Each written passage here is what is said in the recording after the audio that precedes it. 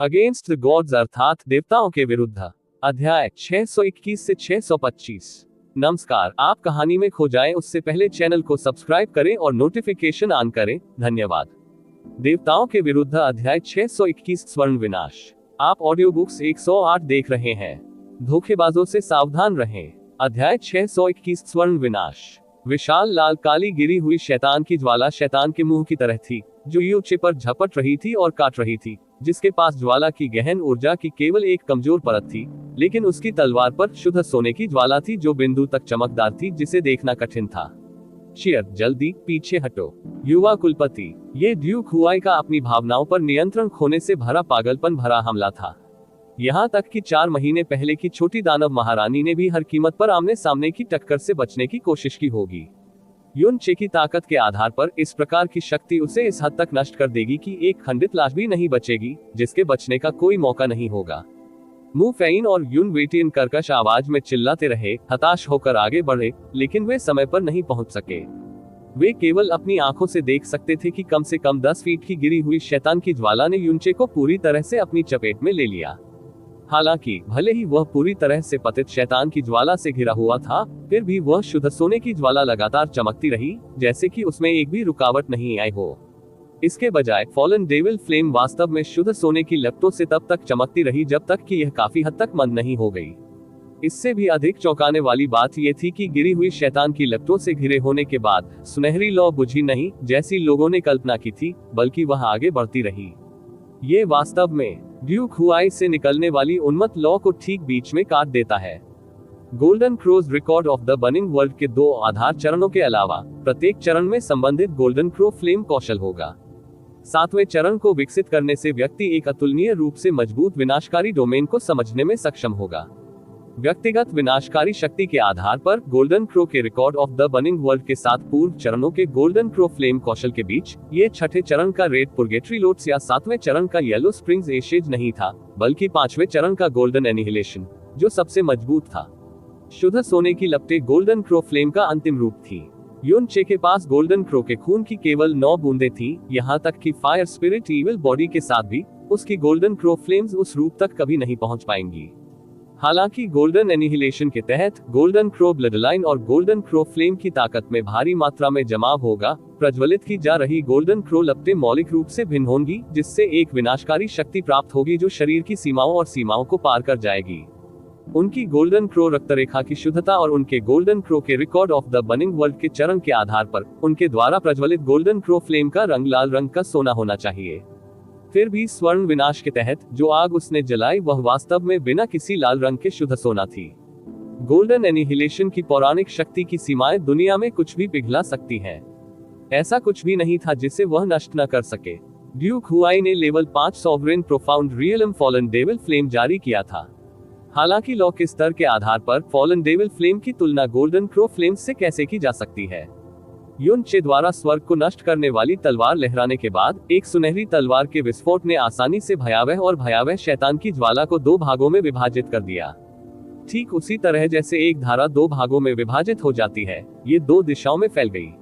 उनमें से एक ने म्यू फियान की ओर विस्फोट किया जो ऊपर से उड़ रहे थे, और दूसरे ने यू वेटियन और यू डुआनशुई की ओर विस्फोट किया जो 2 के ऊपर से उड़ रहे थे। युन क्विंगहोंग और म्यू योरू की ओर जरा भी प्रतिक्रिया नहीं हुई जो युन चे के पीछे थे। म्यू फियान ने एक पल के लिए शून्य में देखा, फिर तेजी से अपना शरीर रोका और दहाड़ने लगा, एक बर्फीली गहन ऊर्जा को जारी करते हुए, इसे एक विशाल गहन ऊर्जा अवरोध में डालते हुए उसने संपूर्ण गिरती हुई शैतान ज्वाला को बंद कर दिया जो आगे बढ़ रही थी। 8वें स्तर के सम्राट म्यू फियान की कितनी गहरी ताकत थी। कुछ ही सांसों की छोटी अवधि के भीतर गिरी हुई शैतान की ज्वाला पूरी तरह से दूर हो गई। दूसरी ओर युन वेटियन और युन डुआनशुई ने अपनी ताकत को एकजुट किया, दृढ़ता से गिरते शैतान की ज्वाला का विरोध किया। युन परिवार के बुजुर्ग बहुत जल्दी लाल काले रंग को खत्म करने में कामयाब रहे। आग की लपटें, सुनहरी तलवार का विस्फोट जिसने गिरे हुए शैतान की ज्वाला को विभाजित कर दिया था, आगे बढ़ता रहा। ड्यूक हुआई की छाती में बेरहमी से विस्फोट हुआ, जबकि उसकी आंखें कई बार चौड़ी हो गईं, लगभग फट गईं। एक क्षण भर में सुनहरा विस्फोट उन्मत्त रूप से निस्सृत हो गया। हेवन स्मिटिंग तलवार का शरीर ड्यूक हुआई के बाएं कंधे से होते हुए उनकी दाहिनी पसलियों तक 1 इंच के करीब धंसा हुआ था। असंभव। ड्यूक हुआई की आंखें चौड़ी और पूरी तरह से खाली थीं।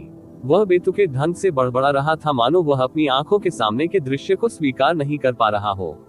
उसके शरीर ने सहज रूप से प्रतिक्रिया की। अचानक जोर से विस्फोट हुआ, जिससे युनचे की छाती में विस्फोट हो गया। युनचे पीला पड़ गया, खून उसके मुंह की ओर बहने लगा। जैसे ही बात उसके गले तक पहुंची, उसने जबरदस्ती उसे निगल लिया। उसकी आंखों के सामने अंधेरा छा गया, क्योंकि उसका पूरा शरीर फीनिक्स की लपटों से जलने लगा। उसका शरीर, जो दूर जा गिरा था, अचानक और भी तेज गति से नीचे उतरा।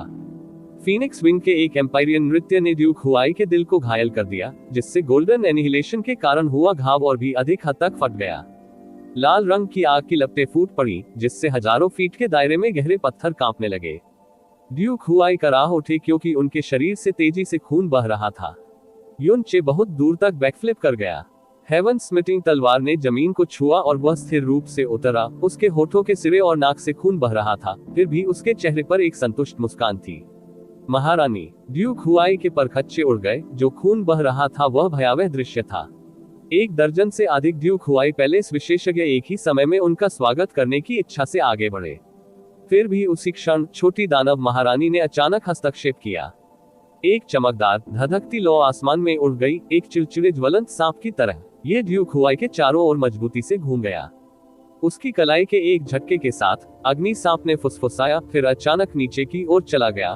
ड्यूक हुआई को बुरी तरह से जमीन पर पटक दिया, फिर लिटिल डेमन महारानी पर गिर गया। पूरी तरह से जली हुई त्वचा की तेज गंध पूरे डेमन इंपीरियल पैलेस में फैल गई। ड्यूक हुआई पैलेस के वे सभी लोग जो ड्यूक हुआई को बचाना चाहते थे, कांप उठे, ऐसे पीछे हटे मानो उन्हें बिजली का झटका लगा हो। फिर से हिलने की हिम्मत नहीं हुई। चियर, क्या तुम ठीक हो? युवा कुलपति, क्या आप ठीक हैं? आराम करो, ये सिर्फ एक हल्की चोट है। कम से कम ये ड्यूक हुआई की चोट से हल्की है। युनचे ने अपने मुंह के कोने पर लगे खून के धब्बे को मिटा दिया और अपनी आवाज में जरा भी कमजोरी के बिना थोड़ा गर्व से कहा। इस बिंदु पर म्यू फियान, म्यू युबाई और युन परिवार के सभी बुजुर्ग आगे बढ़े। इसके बाद उन सभी ने राहत की सांस ली। वे चकित हो गए, फिर भी सुखद आश्चर्य हुआ। म्यू फेन ने युचे के कंधे को पकड़ने के लिए हाथ बढ़ाया। यह महसूस करते हुए कि उनकी आभा बहुत अव्यवस्थित नहीं थी, उन्होंने उत्साह से कहा, चियर, ड्यूक हुआई एक स्तर 5 सम्राट हैं, उनकी ताकत आपके पिता से बहुत दूर नहीं है। फिर भी आप उनके पूर्ण शक्ति वाले हमले का विरोध करने में सक्षम थे और इसके बजाय उसे घायल भी कर दिया। अगर तुम्हारे पापा होते तो शायद वो भी ऐसा नहीं कर पाते। हमने 4 महीने से एक दूसरे को नहीं देखा है, फिर भी आप न केवल सुरक्षित और स्वस्थ हैं, आपकी ताकत व्यवहारिक रूप से आपके पिता से भी अधिक है। यह बस है। युन किंगहोंग मुस्कुराया, उसका चेहरा संतुष्टि और गर्व से भरा था। इस बिंदु पर वह अभी भी अपनी चोटों के बारे में कैसे याद कर सकता था? वह अभी भी कैसे याद कर सकता था कि उसने अपना लगभग आधा रक्तसार खो दिया था? युनचे ने हंसते हुए कहा, दादाजी मेरी चापलूसी कर रहे हैं। मेरी वर्तमान ताकत अभी भी मेरे पिता से बहुत कम है। अभी तो मैं तेजी से दौड़ रहा था। युनचे ने जो कहा था वह सच था। उसने गोल्डन क्रो वंशावली, इविल गॉड्स लाइटनिंग सीड प्राप्त कर लिया था और यहाँ तक कि अपने पुराने शरीर को नए सिरे से त्याग कर मृत्यु के सागर के भीतर भारी मात्रा में अग्नि गहन ऊर्जा को अवशोषित कर लिया था। फिर भी उसके लिए मध्य चरण के लिए मुकाबला करना असंभव था। सम्राट, उनके और ड्यूक हुआई के बीच तात्कालिक झड़प वास्तव में एक सस्ती चाल थी। वह वास्तव में ड्यूक हुआई के पूर्ण शक्तिशाली फॉलन डेविल फ्लेम से आमने सामने नहीं मिले थे। इसके बजाय उसने ड्यूक हुआई की शक्ति को कम करने के लिए गोल्डन एनिहिलेशन का इस्तेमाल किया, फिर उसे भारी क्षति पहुंचाई। जिन लोगों को वास्तव में ड्यूक हुआई की ताकत मिली, वे म्यू फेन और यू वेटियन थे। हो, युवा कुलपति को इतना विनम्र नहीं होना चाहिए। युन डुआनाशुई ने मुस्कुराते हुए कहा, अभी यंग पैट्रियार्क द्वारा ड्यूक हुआई को भारी रूप से घायल करने का दृश्य उपस्थित सभी लोगों ने स्पष्ट रूप से देखा। पीछे तक पैट्रियार्क को इल्यूसरी डेमन क्षेत्र के इतिहास के सबसे कम उम्र के सम्राट के रूप में जाना जाता था। अब यंग पैट्रियार्क केवल 22 साल का है और पैट्रियार्क से कमजोर नहीं है। यू परिवार के एक हिस्से के रूप में ये बस अच्छा है भाग्य। युन परिवार के सभी लोग जो पीछे भीड़ में थे, उत्साह से अपना सिर हिलाया। उनकी आंखें गर्व से भरी थी। उन्होंने युनचे पर जो नजर डाली वह अतुलनीय रूप से झुलसाने वाली थी। चियर, आपने अभी जो उपयोग किया, क्या वह गोल्डन क्रो लॉ थी? मु युबाई ने आगे बढ़कर पूछा। युनचे ने जो सुनहरी लौ जलाई थी, वह अतुलनीय रूप से मोटी गोल्डन क्रो आभा से भरी हुई थी। अभिभावक परिवारों के सदस्यों के रूप में वे इससे परिचित कैसे नहीं हो सकते थे?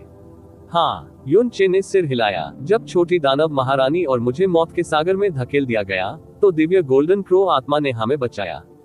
हे दानव सम्राट कबीला आखिरकार इस दुनिया में दिव्य गोल्डन क्रो आत्मा का एकमात्र उत्तराधिकारी है। दिव्य गोल्डन क्रो आत्मा दानव सम्राट कबीले को कैसे नष्ट होने देगी? गोल्डन क्रो स्पिरिट ने हमें बचाने के बाद न केवल लिटिल डेमन महारानी की गोल्डन क्रो वंशावली को जागृत किया, बल्कि उन्हें अद्वितीय दिव्य शक्ति भी प्रदान की गई। इसके अलावा दानव सम्राट कबीले के प्रति हमारे यू कबीले की अद्वितीय वफादारी की याद में मुझे गोल्डन क्रो वंश से सम्मानित किया गया और गोल्डन क्रो के record of the burning world को विकसित करने की भी अनुमति दी गई। युन चे ने अपना सिर उठाया, फिर कहा, हालांकि दिव्य गोल्डन क्रो आत्मा ने कभी भी हमारे भ्रामक दानव क्षेत्र के व्यवसाय में हस्तक्षेप नहीं किया है, लेकिन हाल के वर्षों में दानव इंपीरियल सिटी में जो कुछ भी हुआ है वह इसके द्वारा देखा गया है। ये बिल्कुल स्पष्ट है कि कौन वफादार है और कौन नहीं। भले ही दिव्य गोल्डन क्रो स्पिरिट ने मुझे एक व्यक्ति के रूप में गोल्डन क्रो वंश प्रदान किया है, तथापि वास्तव में ये हमारे पूरे युन परिवार के लिए एक पुरस्कार है। जहां तक उन तथाकथित अभिभावकों की बात है जो अपने पूर्वजों को भूल गए हैं और अपने कुलों से पीछे हट गए हैं, घृणित और चालाक हैं, दिव्य गोल्डन क्रो आत्मा देर सवेर दिव्य दंड देगी। उद्धरण चिन्ह ... अच्छा, म्यू फियान ने यूचे के कंधे को कसकर पकड़ लिया। आपका यू परिवार इस तरह के एहसान का हकदार है। आप मेरे अच्छे पोते युन परिवार में सबसे योग्य हैं।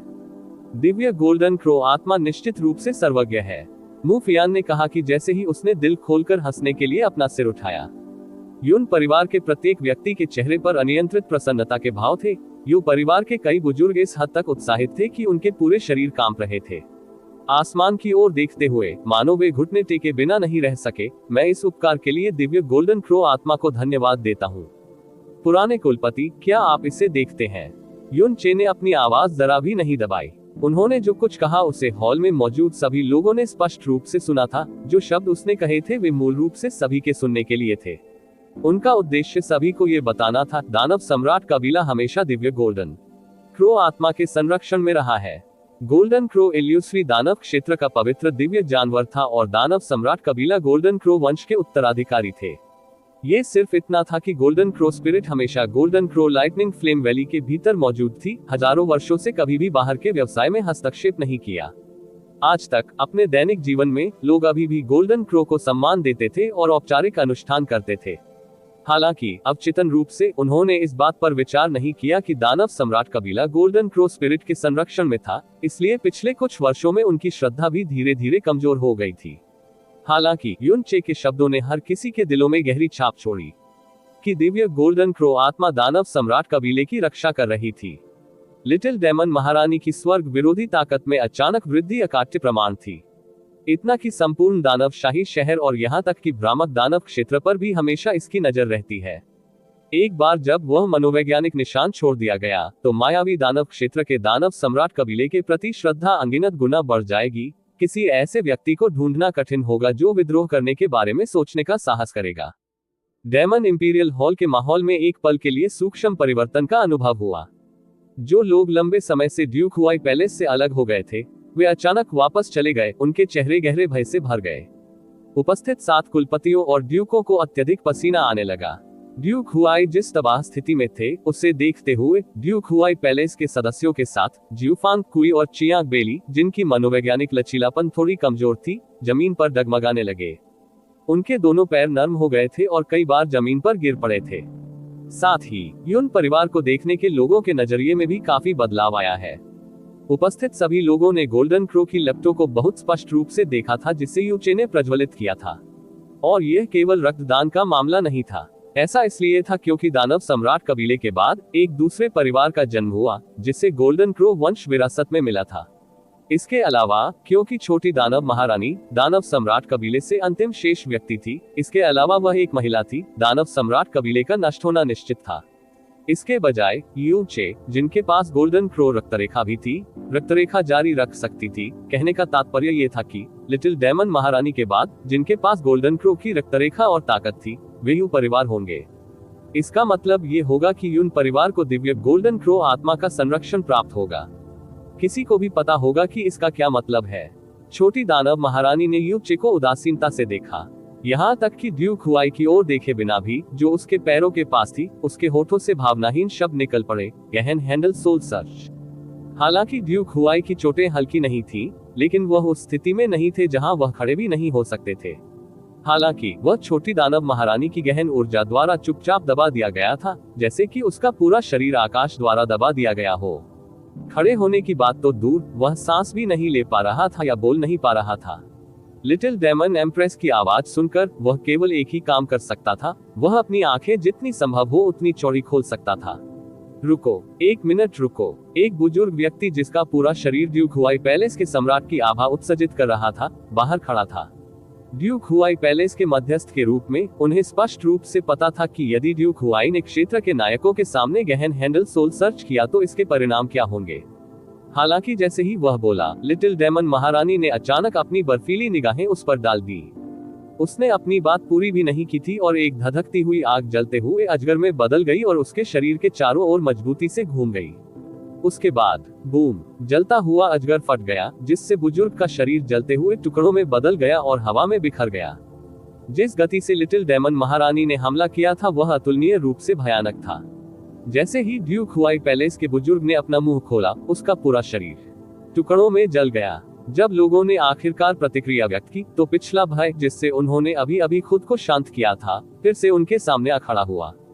बुजुर्ग के आसपास के लोग जमीन पर गिर गए थे, लकवाग्रस्त हो गए थे, उनकी आतंक से त्रस्त आंखें लगभग फटी हुई थी।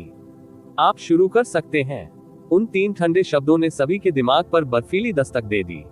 उसके चेहरे पर बिल्कुल भी कोई भावना नहीं थी, कोई उतार चढ़ाव नहीं था, जैसे कि उसने न केवल एक बेहद शक्तिशाली राजा को मार डाला हो, बल्कि एक छोटे से कीड़े को जला दिया हो। इस बार ड्यूक हुआई पैलेस से किसी ने आवाज नहीं उठाई। हर कोई भय और भय से बार बार नष्ट होते हुए कांप रहा था। पूरा हॉल इस हद तक शांत था कि कोई पिन गिरने की आवाज सुन सकता था, यहाँ तक कि सांसों की आवाज भी नहीं सुनी जा सकती थी। यू हे, यू जियांग और यू शी आगे बढ़े। चलते समय वे बेहद सावधान थे, थोड़ी सी भी आवाज करने से डरते थे। आज की छोटी दानव महारानी बहुत ही भयानक थी और उपस्थित सभी लोगों के बीच एकमात्र व्यक्ति जो वास्तव में समझता था कि छोटी दानव महारानी इतनी क्रूर और हृदयहीन क्यों हो गई थी, वह यू चे था। उसने जमीन पर बैठे ड्यूक हुआई को देखा और धीमी आवाज में म्यू फियान और म्यू युबाई से कहा, दादाजी, अंकल, मैं आपसे मेरे पिता और माँ की रक्षा करने की विनती करता हूँ। ड्यूक मिंग फिलहाल छिपा हुआ है। देर सवेर जब वह अधीर हो जाएगा, वह सबसे बड़ा खतरा होगा। म्यू फियान और म्यू युबाई अंदर से सदमे में थे। वे ज्यादा नहीं पूछ रहे थे, थोड़ा सा सिर हिला रहे थे। उनके पीछे यू परिवार के विभिन्न बुजुर्ग, जिन्होंने यू चे की आवाज सुनी थी, सभी तनावग्रस्त हो गए, सतर्क हो गए, अपनी गहरी ऊर्जा जमा कर ली और इंतजार करने लगे। कार्यवाही करना। देवताओं के विरुद्ध अध्याय 622 भ्रामक दानव क्षेत्र अपने दुष्स्वप्न से जागृत होता है। आप ऑडियो बुक्स 108 देख रहे हैं। धोखेबाजों से सावधान रहें। अध्याय 622 भ्रामक दानव क्षेत्र अपने दुष्स्वप्न से जागृत होता है। एक मोनाक पर गहन हैंडल सोल सर्च करने के लिए, भले ही यह सिर्फ एक मोनाक था जो प्रारंभिक चरण में था, फिर भी इसे पूरा करना बेहद कठिन होगा।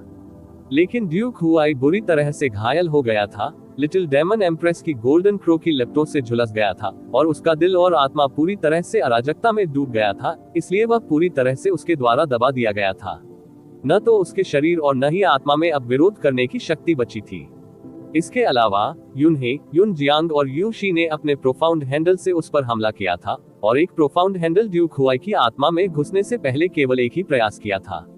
ड्यूक हुआई के चेहरे पर जो दर्द और उग्र अभिव्यक्ति थी, वह धीरे धीरे गायब हो गई और उसकी जगह एक चकित और सुस्त लुक आ गया।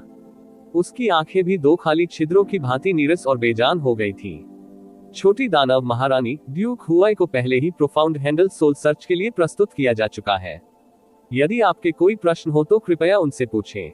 वह झूठ बोलने की क्षमता के बिना वह सब कुछ कहेगा जो वह जानता है। जैसे ही युन वह बोल रहा था, वह थोड़ा झुक गया था और उसने अनजाने में अपनी सांसें धीमी कर ली थी।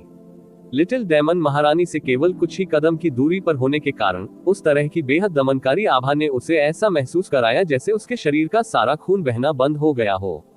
प्रारंभ में जब वह लिटिल डेमन महारानी से मिला था, या यहाँ तक कि पिछले सम्राट से भी मिला था, तो उसे इस तरह की अनुभूति कभी महसूस नहीं हुई थी। जैसे ही युन ने बात खत्म की, वह सावधानी से पीछे हट गया। डेमन इंपीरियल हॉल में एकत्र हुए लाखों लोग पूरी तरह से शांत हो गए थे और सभी की निगाहें लिटिल डेमन महारानी पर केंद्रित थी। इससे पहले कि वह अपना मुंह खोले, कोई भी एक आवाज निकालने की हिम्मत नहीं कर सकता था। वह पहले से ही 100 वर्षों तक छोटी दानव महारानी रही थी और उसका दर्जा पहले ही मायावी दानव क्षेत्र के शासक तक बढ़ा दिया जाना चाहिए था, लेकिन आज ये पहली बार था कि वह वास्तव में इसकी स्वामी बन गई थी। लिंग, उम्र, योग्यता, इनमें से कोई भी अब मायने नहीं रखता। चाहे वह दानव सम्राट की अंतिम वंशज थी या नहीं, ये और भी कम मायने रखता है, क्योंकि अभी उसके पास पूरी ताकत थी। दुनिया की परवाह किए बिना यदि किसी के पास पूर्ण शक्ति है तभी वह एक पूर्ण शासक बन सकता है और केवल तभी कोई सच्चा सम्राट बन सकता है। ये सिद्धांत कुछ ऐसा था जिसके बारे में वह बचपन से ही स्पष्ट थी। लिटिल डेमन महारानी के रूप में उन्होंने जिन 100 वर्षों तक शासन किया था, उन्होंने बार बार उनके लिए इस सिद्धांत की सत्यता की पुष्टि की थी। लिटिल डेमन महारानी ने ड्यूक हुआई से संपर्क नहीं किया। इसके बजाय वह पलटी और उदासीन स्वर में बोली, यूचे, आओ और पूछताछ करो। हाँ, युनचे को अनुमान लग गया था कि छोटी दानव महारानी ऐसा करेगी, इसलिए उसने जरा भी आश्चर्यचकित हुए बिना उत्तर दिया। युनचे ने स्वर्ग पर वार करने वाली तलवार रखी और ड्यूक हुआई की ओर चल दिया। उसने अपना सिर झुकाया और उस व्यक्ति की ओर देखा जो अभी 2 घंटे पहले ही दुनिया को कांप रहा था, क्योंकि वह दानव सम्राट के सिंहासन पर चढ़ने वाला था। लेकिन अब वह एक मरे हुए कुत्ते की तरह वहां घुटनों के बल बैठ गया। उसका पूरा शरीर खून से लथपथ था, उसकी आंखें सुस्त और बेजान थी। यहाँ तक कि एक निहत्थे और रक्षाहीन आम व्यक्ति को भी वर्तमान ड्यूक हुआई पर दया आ जाएगी। उसके ड्यूक हुआई पैलेस को रिश्वत देने वाली कई शीर्ष शक्तियां और विशाल सेनाएं अभी भी आसपास थीं, लेकिन एक भी व्यक्ति उससे बचाने के लिए आगे नहीं आया। दरअसल एक भी व्यक्ति उनके पक्ष में एक शब्द भी बोलने के लिए आगे नहीं आया, क्योंकि जो भी ऐसा करने की हिम्मत करेगा वह पहले ही भयानक मौत मर चुका है। जैसे ही युनचे आगे बढ़ा, उन सभी की निगाहों का ध्यान उसकी ओर चला गया। युनचे ने अपने आसपास का सर्वेक्षण किया और उन सभी की निगाहों का साहपूर्वक सामना किया। उसके बाद उनकी भौहें थोड़ी सिकुड़ गईं और उन्होंने ऊंचे स्वर में घोषणा की, जो लोग आज यहाँ उपस्थित हैं, उन्हें पता होना चाहिए कि मेरे युन फैमिली की गहन हैंडल सोल सर्च उस व्यक्ति के दिमाग को भटका देगी जिसे इसके अधीन किया गया है। तो वह व्यक्ति निश्चित रूप से स्वयं पर नियंत्रण में नहीं रहेगा। कोई भी शब्द जो वह कहता है वह उसकी अपनी स्मृति से आएगा और वह निश्चित रूप से गलत नहीं होगा। इसलिए ये ड्यूक हुआई क्या कहने जा रहा है, ये सुनने के लिए आप सभी को अपने कान खड़े करने होंगे और देखना यह व्यक्ति वास्तव में किस प्रकार का कचरा है जिसे आपने लगभग मायावी दानव क्षेत्र का नया संप्रभु बना दिया है। ये व्यक्ति जिसके लिए अनगिनत लोग छोटे दानव सम्राट को छोड़ने के लिए तैयार थे और सेवा करने के लिए जी जान से लड़े थे। युनचे ने अपना शरीर घुमाया और ड्यूक हुआई की ओर देखा और ठंडे स्वर में कहा, ड्यूक हुआई, मुझे तुमसे पूछने दो। इतने वर्षों पहले प्रोफाउंड स्काई कॉन्टिनेंट के उन लोगों ने अचानक हमारे भ्रामक दानव क्षेत्र पर आक्रमण करने का प्रबंधन कैसे किया? एकत्रित भीड़ ने मूल रूप से सोचा था कि युचे पूछेगा कि क्या उसने अपनी खलनायकी स्थापित करने के लिए लिटिल डेमन महारानी को नुकसान पहुंचाने की कोशिश की थी। लेकिन किसने सोचा होगा कि उन्होंने वास्तव में एक ऐसा प्रश्न पूछा था जिसका उत्तर हर कोई जानता था। इससे दर्शकों के चेहरे तुरंत आश्चर्य से भर गए। ड्यूक हुआई ने अपने होंठ खोले और धीरे से उत्तर दिया, यह मेरे शाही पिता थे। एक आयाम संचरण कला के साथ उन्होंने प्रोफाउंड स्काई कॉन्टिनेंट को सूचित किया कि संसार का दर्पण जो दानव सम्राट के कबीले का था, छिपा हुआ था दैवीय गहन क्षेत्र में आगे बढ़ने का रहस्य। और इसके साथ वह उन्हें वहां आने के लिए लुभाने में कामयाब रहा, क्योंकि वह जानबूझकर इसे नियंत्रित नहीं कर सका। ड्यूक हुआई की आवाज थोड़ी कर्कश थी, लेकिन वह जो कह रहा था उसे सुनने के लिए हर किसी के लिए यह पर्याप्त स्पष्ट था। उनके द्वारा कहा गया प्रत्येक शब्द गहन बिजली की तरह था जो स्पष्ट आकाश में चमकती थी। वे इतने चौंकाने वाले थे कि उन्होंने अत्यधिक भय के कारण हर किसी के चेहरे का रंग उड़ गया। यह संभव नहीं है। एक बूढ़ा आदमी लड़खड़ाते हुए अपने पैरों पर खड़ा हो गया। उसका चेहरा घबराहट से भर गया और चाहे कुछ भी हो, वह खुद को उन शब्दों पर विश्वास नहीं कर सका जो उसने अभी सुने थे। ड्यूक हुआई ने जिस शाही पिता की बात की थी वह स्वाभाविक रूप से कोई और नहीं बल्कि ड्यूक मिंग थे, जो 100 साल से भी अधिक समय पहले गायब हो गए थे। वह ड्यूक मिंग जिसकी बहुत गहरी साधना थी और बहुत अच्छी प्रतिष्ठा थी, जो हमेशा मुस्कुराता रहता था। क्या हो रहा है? गहरे आकाश महाद्वीप पर आक्रमण वास्तव में क्या था? डेमन इंपीरियल हॉल में तुरंत हंगामा मच गया और उपस्थित प्रत्येक व्यक्ति की अभिव्यक्ति में भारी बदलाव आया। विशेष रूप से अभिभावक परिवार और विभिन्न ड्यूक पैलेस, वे सभी इतने सदमे में थे कि उनकी आंखें खुली की खुली रह गईं और उनके मुंह ढीले पड़ गए, जबकि उनकी आत्माएं कांपने लगीं। उनमें से हर एक को ये पता चलने लगा कि कुछ सामान्य नहीं था। ये यू फैमिली का गहन हैंडल सोल सर्च था, इसलिए ड्यूक हुआई द्वारा कही गई कोई भी बात झूठी नहीं हो सकती। शायद उसका अपराध केवल लिटिल डेमन महारानी के खिलाफ राजहत्या करने का प्रयास करने जितना सरल नहीं था। ड्यूक हुआई पैलेस की छाया में शायद इससे भी अधिक भयानक योजना थी जो अभी भी छिपी हुई थी। उपस्थित सभी लोगों की प्रतिक्रिया यू चे के प्रति स्वाभाविक रूप से सामान्य से अधिक थी। उन्होंने सीधे ड्यूक हुआई की ओर देखा और कहा, मैं आपसे कुछ और पूछूंगा। तथ्य यह है कि प्रोफाउंड स्काई महाद्वीप के आक्रमणकारी हमारे दानवशाही शहर को अपने हाथों की तरह जानते थे और अपनी इच्छानुसार आने जाने में सक्षम थे। क्या यह आपके ड्यूक हुआई पैलेस के गुप्त समर्थन के कारण था? हाँ, ड्यूक हुआई ने अपना मुंह खोला और धीरे से एक शब्द बोला। वह सरल छोटा शब्द निस्संदेह एक बम था जिसे डेमन इंपीरियल हॉल में फेंका गया था। यू चे ने सदमे की चीखों को नजरअंदाज कर दिया जो उसके कानों में घुस गई और लकड़ी के चेहरे के साथ जारी रखा, अब ईमानदारी से और ईमानदारी से सभी को ये बताएं, पिछले दानव सम्राट वह कैसे मर गया? जब यू चे ने अचानक ये सवाल पूछा तो उसने तुरंत सभी की सांसें रोक दी। पिछले दानव सम्राट ने व्यक्तिगत रूप से प्रोफाउंड स्काई महाद्वीप से आक्रमणकारियों का पीछा किया था और अपने क्रोध में वह जबरन टेलीपोर्टेशन फॉर्मेशन में प्रोफाउंड स्काई महाद्वीप की ओर भाग गया था। उसके बाद सभी संचार खो गए थे। ये एक सच्चाई थी जिसे भ्रामक दानव क्षेत्र के सभी लोग जानते थे। लेकिन यू चे के प्रश्न में स्पष्ट रूप से कुछ चीजें निहित थीं और ड्यूक हुआई के पिछले उत्तरों के साथ मिलकर इन दोनों चीजों ने उपस्थित सभी लोगों के दिलों और आत्माओं को ढकने के लिए भय की भावना पैदा कर दी। इस सवाल का जवाब एक रहस्य था जिसे ड्यूक हुआई कभी किसी और को नहीं बता सकते थे। लेकिन प्रोफाउंड हैंडल सोल सर्च की मजबूरी के तहत वह केवल आंख मूंद कर आज्ञा मान सकता था, यह मेरे शाही पिता थे। उन्होंने दानव सम्राट की कमी का फायदा उठाया, उसके प्रति सावधानी और उसे टेलीपोर्टेशन गहन संरचना में तोड़ दिया जो उसे गहरे आकाश महाद्वीप में भेज देगा, जिससे वह सीधे स्थानिक सुरंग के दूसरी तरफ यात्रा कर सकेगा। स्वर्ग की शक्तिशाली आत्मा दमनकारी संरचना में पहले से ही उसके इंतजार में लेटा हुआ था। कोलाहल, पूरा विशाल हॉल तुरंत शोर से गूंज उठा। सदमा, रोष, दुख और अविश्वास ने हर कोने और दरार को भर दिया और यहाँ तक कि ड्यूक हुआई पैलेस के लोगों के भाव भी पूरी तरह से स्तब्ध थे क्योंकि वे उन शब्दों पर विश्वास करने की हिम्मत नहीं कर रहे थे जो उन्होंने अभी सुने थे। और जो ताकतें थी ड्यूक हुआई के प्रति निष्ठा की शपथ लेने से हर ओर कांपने लगा। बड़ी संख्या में ऐसे लोग थे जो सीधे जमीन पर गिर पड़े, उनका पूरा शरीर ठंडे पसीने से लथपथ था। घृणित, घृणित। मुफियान की मुठ्ठियां इतनी कड़ी थी कि उसके हाथ का हर जोड़ सफेद हो गया था। युन चे ने 4 महीने पहले जो भयावह अनुमान लगाया था, अंत में वह अभी भी एक अनुमान था। लेकिन ड्यूक हुआई के मुंह से व्यक्तिगत रूप से जवाब सुनने के बाद गुस्से से उसका दिल लगभग फट गया। और यदि वह एक व्यक्ति जो पहले से ही इस तरह के उत्तर के लिए मानसिक रूप से तैयार था, ने इस प्रकार प्रतिक्रिया की, तो आप क्या सोचते हैं कि दूसरों का प्रदर्शन कैसा रहा? पिछले दानव सम्राट को विपत्ति का सामना किए हुए 100 साल से अधिक हो गए थे और सच्चाई जो हर कोई जानता था वह ये थी कि गहरे आकाश महाद्वीप के लोगों ने उसे नुकसान पहुंचाया था। लेकिन किसी ने यहाँ तक कि अपने सपने में भी नहीं सोचा था, कल्पना की गई थी कि पिछले दानव सम्राट की मौत के पीछे असली अपराधी वास्तव में ड्यूक हुआई पैलेस था। इसके अलावा ये स्पष्ट रूप से एक योजना थी जो सावधानी पूर्वक और पूर्व चिंतित की गई थी। मेरे दादाजी युन परिवार के 10 शहीदों को प्रोफाउंड स्काई कॉन्टिनेंट में आगे बढ़ने के लिए अपने साथ लाए थे, लेकिन जब वे अभी आए थे तो वे तुरंत स्वर्ग की शक्तिशाली आत्मा दमनकारी संरचना में फंस गए थे जो उनके इंतजार में बैठी थी। क्या ये भी था एक दुष्ट कार्य जो आपके ड्यूक हुआई पैलेस के कारण हुआ था? यू चे ने ठंडे स्वर में कहा, हाँ, वह मेरे शाही पिता ही थे जिन्होंने गहरे आकाश महाद्वीप के लोगों को बताया दानव राजा कब और कहां प्रवेश करेगा। ड्यूक हुआई ने बुदबुदाया। टकराना, जहां युन परिवार स्थित था वहां जमीन के एक बड़े हिस्से के साथ साथ दसियों सीटें तुरंत नष्ट हो गईं।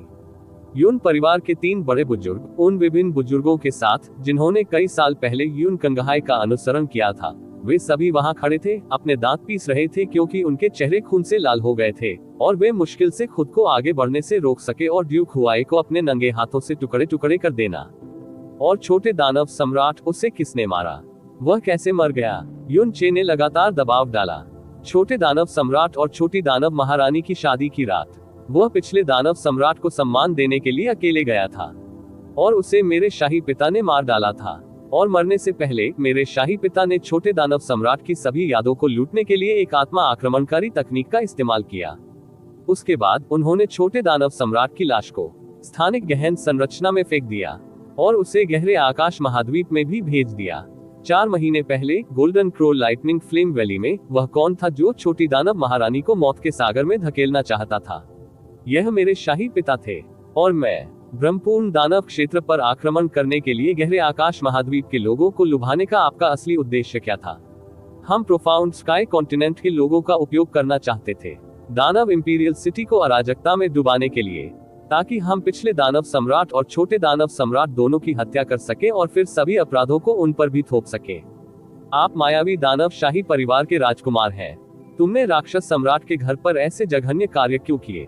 मेरे शाही पिता सेवा करने से संतुष्ट नहीं थे, इसलिए वह इसके बजाय उनसे ऊपर उठना चाहते थे। फिर आपके शाही पिता ड्यूक मिंग ने ऐसी महत्वाकांक्षा कब पाल रखी थी? युन चे ने बेहोश होकर अपनी आंखें सिकोड़ ली। ड्यूक हुआई ने अपना मुंह खोला, लेकिन उससे कुछ भी आगे नहीं बढ़ा। यह स्पष्ट था कि यह कुछ ऐसा था जो वह भी नहीं जानता था। युन चे के सवाल और ड्यूक हुआई के जवाब, उनमें से हर एक ने आत्मा को झकझोर दिया और उपस्थित लोगों के दिलों को झकझोर दिया। हर एक शब्द एक विशाल हथौड़े की तरह उनके दिल और आत्मा पर वार कर रहा था। धीरे धीरे जब उनका क्रोध और सदमा अपने चरम पर पहुंच गया, तो जो जन्म हुआ वह आश्चर्यजनक रूप से एक बर्फीला ठंडा भय था। पिछले 100 वर्षों से भ्रामक दानव क्षेत्र के सभी लोगों ने सोचा था कि यह प्रोफाउंड स्काई महाद्वीप के लोग थे जो पिछले दानव सम्राट और छोटे दानव सम्राट की मृत्यु का कारण बने थे। ये प्रोफाउंड स्काई कॉन्टिनेंट के निवासी थे जिन्होंने दानव सम्राट के कबीले को बिना किसी उत्तराधिकारी के छोड़ दिया था और यून परिवार के पतन का कारण बना था। ये प्रोफाउंड स्काई महाद्वीप के दुष्ट खलनायक थे जिन्होंने 10,000 साल पहले इसके गठन के बाद से इल्यूसरी डेमन क्षेत्र पर सबसे बड़ी आपदा ला दी थी। इसके साथ ही इल्यूसरी डेमन दायरे के सभी जीवित प्राणी नफरत से भर गए और गहन आकाश महाद्वीप के प्राणियों के प्रति आक्रोश। यह इस हद तक था कि अधिकांश नवजात बच्चों ने जो पहली बात सीखी वह ये थी कि प्रोफाउंड स्काई कॉन्टिनेंट के निवासी इल्यूसरी डेमन दायरे के शाश्वत घृणित दुश्मन थे। और यह केवल अब था जब उन्हें पता चला, उनके सदमे और भय के कारण, कि जो कुछ भी उन्होंने सच माना था वह वास्तव में झूठ था। संपूर्ण भ्रामक दानव क्षेत्र और उपस्थित सभी लोग सच की हथेली में नाच रहे थे इतने समय तक खलनायक और वह शैतान जिसने पिछले दानव सम्राट, छोटे दानव सम्राट और दानव राजा की मृत्यु का कारण बना था और पूरे मायावी दानव क्षेत्र को बहुत पीड़ा पहुंचाई थी, वह उस व्यक्ति से कम नहीं था जिसकी उन्होंने इस दिव्य में पूजा की थी और पवित्र दानव इंपीरियल हॉल। उन्होंने इस व्यक्ति को नया सम्राट बनाने की भी योजना बनाई थी।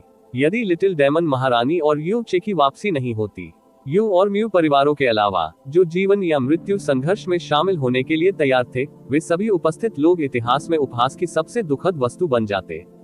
भ्रामक दानव क्षेत्र का हर एक व्यक्ति के दिल और दिमाग में सदमा, भय और रोष भर गया और उनकी पीठ पर पसीना भीग गया। यह ऐसा था मानो वे 100 वर्षों से चले आ रहे किसी दुष्स्वप्न में फंस गए हों और आज ही किसी ने उन्हें अंततः इससे बचाया था।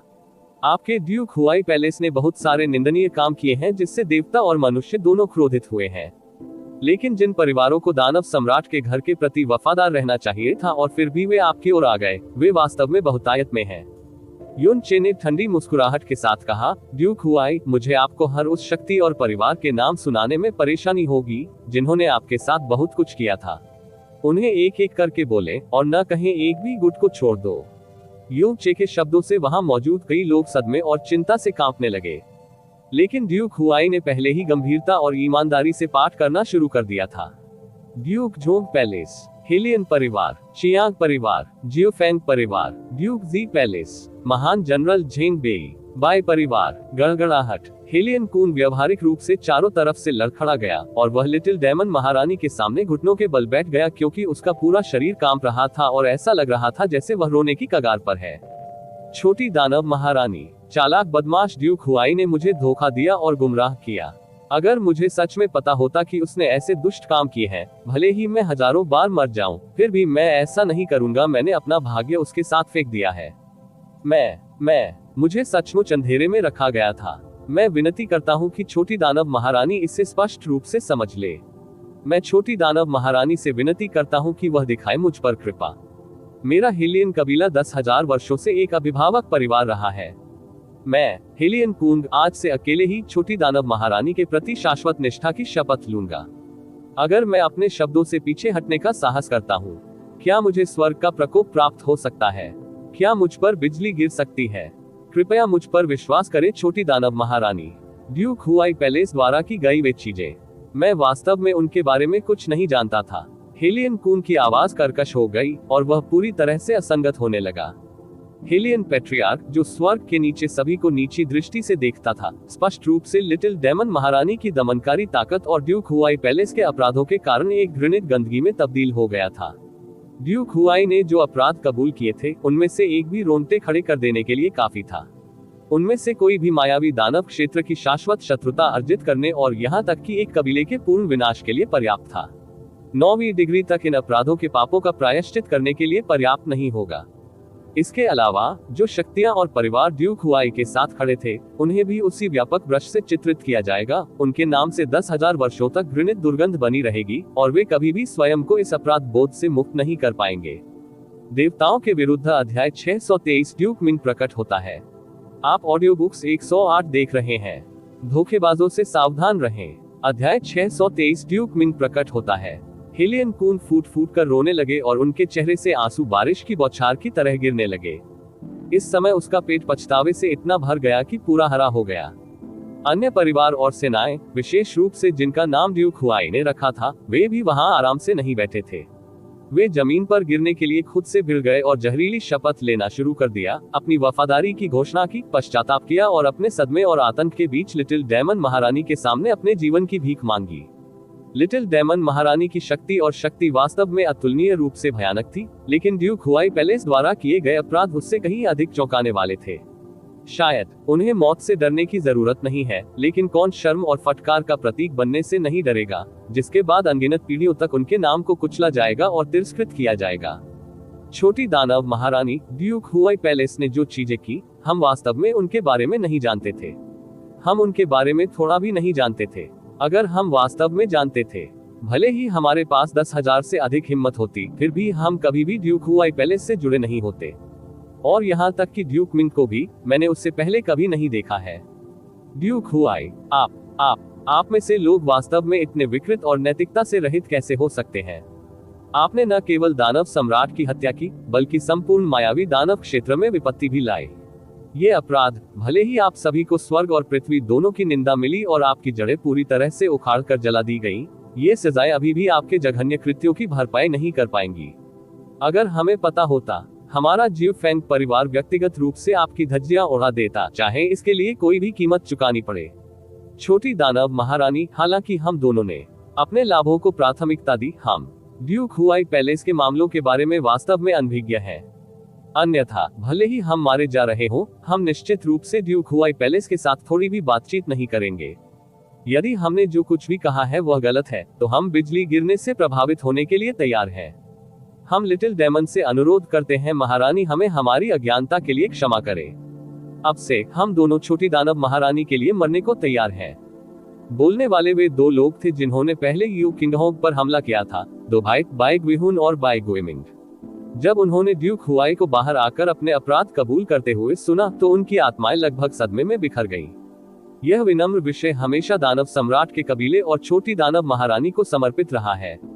इसलिए ड्यूक हुआई पैलेस को छोड़ने का एकमात्र कारण ये था कि मैंने सोचा था कि छोटी दानव महारानी को विपत्ति का सामना करना पड़ा था और मैं था केवल अपनी रक्षा कर रहा हूँ। ड्यूक हुआई पैलेस के अपराध, यह विनम्र विषय उनसे पूरी तरह से अनजान था। इस विनम्र विषय के शब्द और इस विनम्र विषय की वफादारी, सूर्य और चंद्रमा और यहाँ तक कि स्वर्ग और पृथ्वी भी इसकी पुष्टि कर सकते हैं। ये एक जनरल जिसने सुनहरे कवच पहने हुए थे, पूरी तरह से वह जमीन पर लेट गया और जल्द ही अपना सिर उस पर पटकने वाला था। बड़ा हॉल शोकपूर्ण सिसकियों का मैदान था और जमीन पर रेंगने वालों में से कोई भी बेजोड़ विशेषज्ञ या गौरवशाली परिवारों का हिस्सा नहीं था। महज 2 घंटे पहले वे सभी हद से ज्यादा अहंकारी थे, लेकिन अब वे सबसे तुच्छ दोषियों की तरह विलाप कर रहे थे, अपने आतंक और पश्चाताप के लिए माफी की भीख मांग रहे थे।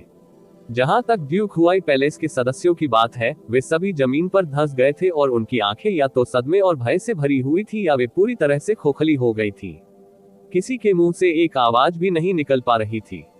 वे जानते थे कि आज के बाद ड्यूक हुआई पैलेस को राहत मिलने की कोई उम्मीद नहीं होगी। ड्यूक हुआई पैलेस के सदस्यों के रूप में वे सामने आए अपराधों से स्तब्ध और डरे हुए थे। कोई अब भी अच्छी मौत मर सकता है, लेकिन अगर जिंदगी भर की इज्जत बदनामी में बदल जाए रात भर, चाहे वे जीवित रहें या मर जाएं, आज से उन्हें अनगिनत लोगों द्वारा शाप दिया जाएगा। यहाँ तक कि उनके वंशजों और उनसे संबंधित सभी लोगों को जनता की अवमानना और अस्वीकृति मिलेगी। उनके पूर्वजों को भी इसके कारण हमेशा के लिए शर्मिंदा होना पड़ेगा। यह एक साधारण मौत से कई गुना ज्यादा अपमानजनक और भयानक थी, और वे इस समय इस नरक की सीमा पर थे। ड्यूक हुआई पैलेस ने जो अपराध किए थे वे ऐसे थे जो इल्यूस्ट्री डेमन क्षेत्र ने पहले कभी नहीं देखे थे, ऐसे अपराध जो इतने जघन्य थे कि भगवान और मनुष्य दोनों को क्रोधित कर सकते थे।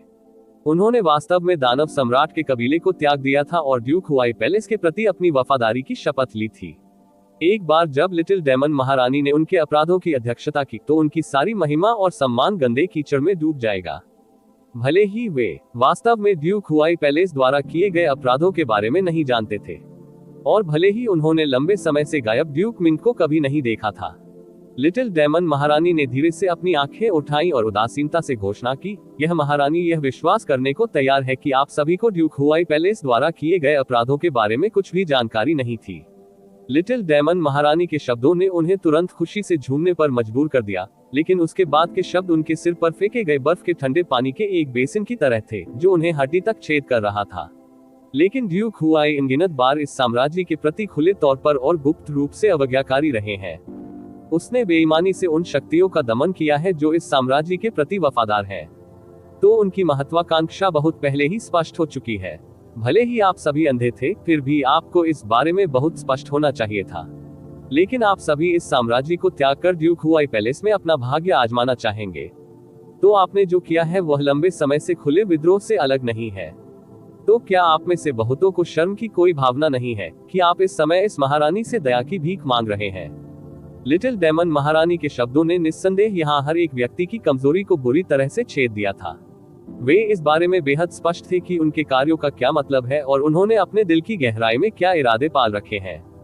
7 परिवार, विभिन्न ड्यूक महल और वे सभी लोग जो ड्यूक हुआई महल में चले गए थे, उनमें से हर एक अनियंत्रित रूप से कांप रहा था। उनके लिए जो एकमात्र काम बचा था वह था दया की भीख मांगना, अपनी वफादारी की घोषणा करना और सबसे भयानक शपथ लेना। लिटिल डेमन महारानी ने धीरे से अपना हाथ बढ़ाया, उसके हिलने से तुरंत सभी की सांसें रुक गईं। वह कोमल और नाजुक हाथ जो बर्फ की तरह सफेद था, उनकी नजर में निस्संदेह एक मृत्यु देवता का हाथ था जो तुरंत चोरी कर सकता था सारी जिंदगी दूर बजना। लिटिल डेमन एम्प्रेस के हाथ के पलटने के बाद ठंडी रोशनी बिखेरने वाला एक छोटा ब्लेड बाय गुइमिंग से उड़ गया और ड्यूक हुआई के सामने गिर गया और ब्लेड का आधा हिस्सा जमीन में दब गया।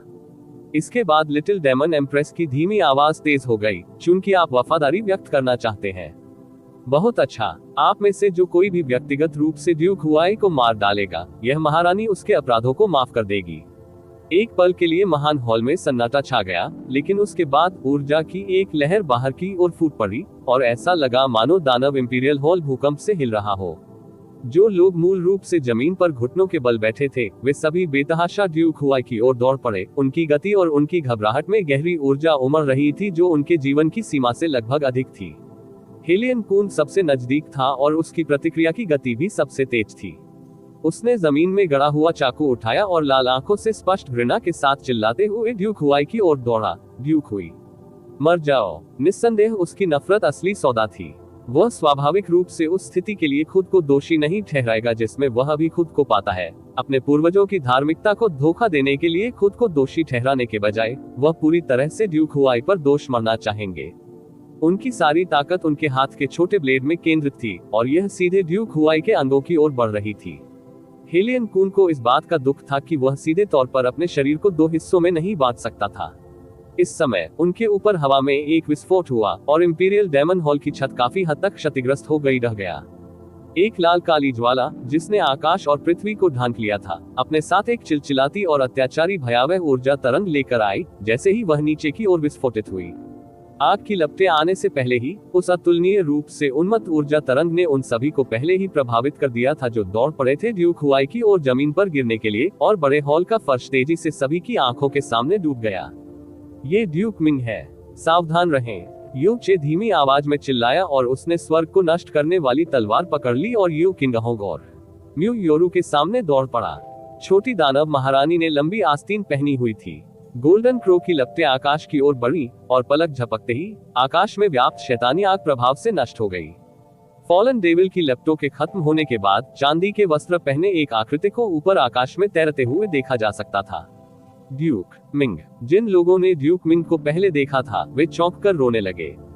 भले ही ड्यूक मिंग 100 से अधिक वर्षों से गायब थे, लेकिन उनकी शक्ल बिल्कुल पहले जैसी ही थी। बात सिर्फ इतनी थी कि वह जो मुस्कुराता हुआ रूप प्रदर्शित करता था, वह गर्मजोशी और सौजन्यता और राजसी माहौल की कमी सब हवा में घुल गया था। इस वक्त उसके चेहरे पर सिर्फ शैतानी मुस्कान झलक रही थी। लिटिल डेमन महारानी हवा में तैरती रही और ड्यूक मिंग के सामने आ गई। उसकी आंखों से हड्डियों को छेदने वाली ठंडी हत्या का इरादा दिखाई दे रहा था। ड्यूक मिंग, यह महारानी सोचने लगी थी कि आप में सामने आने की हिम्मत नहीं होगी। सांस। ड्यूक मिंग ने नीचे ड्यूक हुआई पैलेस की भयानक स्थिति देखी और एक छोटी सी आह भरी। विजेता दुनिया पर राज करते हैं जबकि हारने वाले डाकू बन जाते हैं। जब इस ड्यूक ने शुरू में मेरी जीत के दिन के बारे में सोचा था तो मैंने भी स्वाभाविक रूप से विफलता के परिणामों के बारे में सोचा था। बात सिर्फ इतनी है कि यह ड्यूक किसी आदमी से नहीं हारा, बल्कि गोल्डन क्रो डिवाइन स्पिरिट से हारा है। मनुष्य की शक्ति अंततः देवताओं की शक्ति से प्रतिस्पर्धा नहीं कर सकती। यदि नहीं तो ये भ्रामक दानव क्षेत्र इस ड्यूक के कबीले का होगा। ड्यूक मिंग, तो यह वास्तव में आप ही थे। म्यू फियान ने ड्यूक मिंग पर उंगली उठाई और वह गुस्से में था कि उसका पूरा शरीर कांप रहा था। पिछले दानव सम्राट ने आप पर बहुत भरोसा किया था और उन सभी वर्षों पहले जब आप दानव इंपीरियल सिटी छोड़ना चाहते थे तो पिछले दानव सम्राट और मैंने आपको रोकने की पूरी कोशिश की थी। उन दिनों दानव राजा मुझसे कहा कि मैं तुमसे सावधान रहूं, लेकिन शुरू से अंत तक मैंने उसकी बात को अस्वीकार कर दिया। हालांकि किसने सोचा होगा कि तुम सचमुच इतने कृतघ्न, घृणित और जहरीले खलनायक हो। हे ड्यूक मिंग ने उदासीन भौंकते हुए कहा, मनुष्य का जीवन काल यदि यह छोटा है तो ये दशकों तक चलेगा, यदि ये लंबा है तो ये सहस्राब्दियों तक चलेगा। परंतु अंत में सब कुछ धूल बन जाता है और आकाश और पृथ्वी पर बिखर जाता है। सब क्षणभंगुर है। इस छोटे से जीवन में यदि कोई महत्वाकांक्षी है तो वह दूसरे के नीचे रहने और दूसरे व्यक्ति का नौकर बनने के लिए क्यों इच्छुक होगा। यदि दानव सम्राट का कबीला खुद को पूरे क्षेत्र के सम्राट के रूप में स्थापित कर सकता था तो इस ड्यूक का कबीला भी ऐसा क्यों नहीं कर सका। इस ड्यूक ने बस वही किया है जो कई औसत लोग करना चाहते थे, लेकिन उनमें हिम्मत नहीं थी। मैंने ऐसे काम किए हैं जिनके बारे में इन साधारण लोगों ने कभी सपने में भी सोचने की हिम्मत नहीं की थी। तो इस ड्यूक ने क्या गलत किया। हालांकि आज मुझे हार का सामना करना पड़ा है, ये ड्यूक केवल असंतुष्ट महसूस करता है। मुझे बिल्कुल भी पछतावा नहीं है।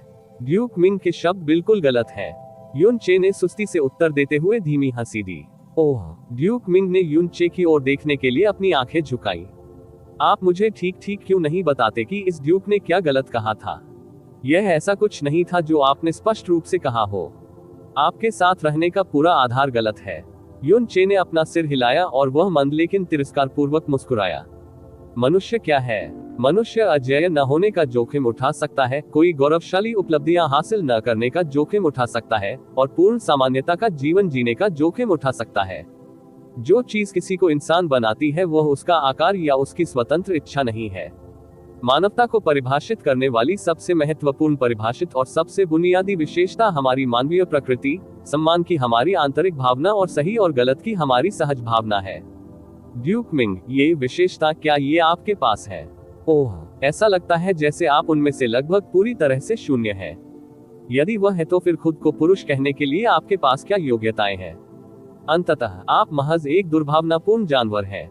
चूंकि आपका यह आधार भी पूरी तरह से गलत है कि आप एक इंसान थे, तो उसके बाद आपने जो कुछ भी कहा है वह महज कूड़े का एक बड़ा ढेर है। इसके अलावा आपने अपनी तुलना राक्षस सम्राट के कबीले से की है। ये सबसे बड़ा मजाक है जो मैंने कभी सुना है। दानव सम्राट का कबीला 10,000 वर्षों तक सर्वोच्च शासन क्यों कर सका। इसका इस तथ्य से कोई लेना देना नहीं था कि उन्हें गोल्डन क्रो की वंशावली विरासत में मिली थी।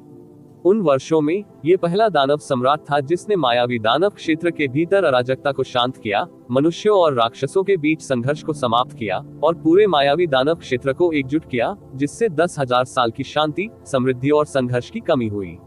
संपूर्ण क्षेत्र तो दानव सम्राट के कबीले के पास स्वर्ग के नीचे सभी पर शासन करने और क्षेत्र के सभी नागरिकों की आज्ञा प्राप्त करने की योग्यता है। लेकिन आप, ड्यूक मिंग, आपके पास क्या योग्यताएं हैं। ब्रह्मपूर्ण दानव शाही परिवार के सदस्य के रूप में आपको दानव सम्राट के कबीले का अनुग्रह प्राप्त हुआ है। जन्म से ही आपकी स्थिति महान थी और आपने मायावी दानव क्षेत्र द्वारा प्रदान की जा सकने वाली सर्वोत्तम चीजों का आनंद उठाया। लेकिन न केवल आपने आभारी और वफादार महसूस नहीं किया, बल्कि आपने वास्तव में अपने दिल में ऐसे बुरे इरादे पाल रखे थे। आपने भेड़ियों को भी क्षेत्र के मध्य में आमंत्रित किया और मायावी दानव क्षेत्र को एक बड़े संकट का सामना करना पड़ा। आपने दानव इंपीरियल शहर को अराजकता में डाल दिया और यहाँ तक कि घृणित और दुर्भावनापूर्ण तरीके से पिछले दानव सम्राट और छोटे दानव सम्राट की हत्या भी कर दी। आपके द्वारा golden crow lightning flame valley में भी छोटी दानव महारानी को लगभग मौत के घाट उतार दिया गया था। न केवल आपने मायावी दानव क्षेत्र में एक भी सेवा प्रदान नहीं की, बल्कि आपने वास्तव में संकट के बाद संकट पैदा कर दिया।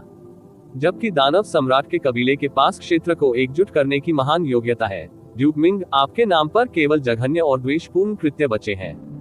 तो आप किस आधार पर अपनी तुलना राक्षस सम्राट के कुल से कर सकते हैं?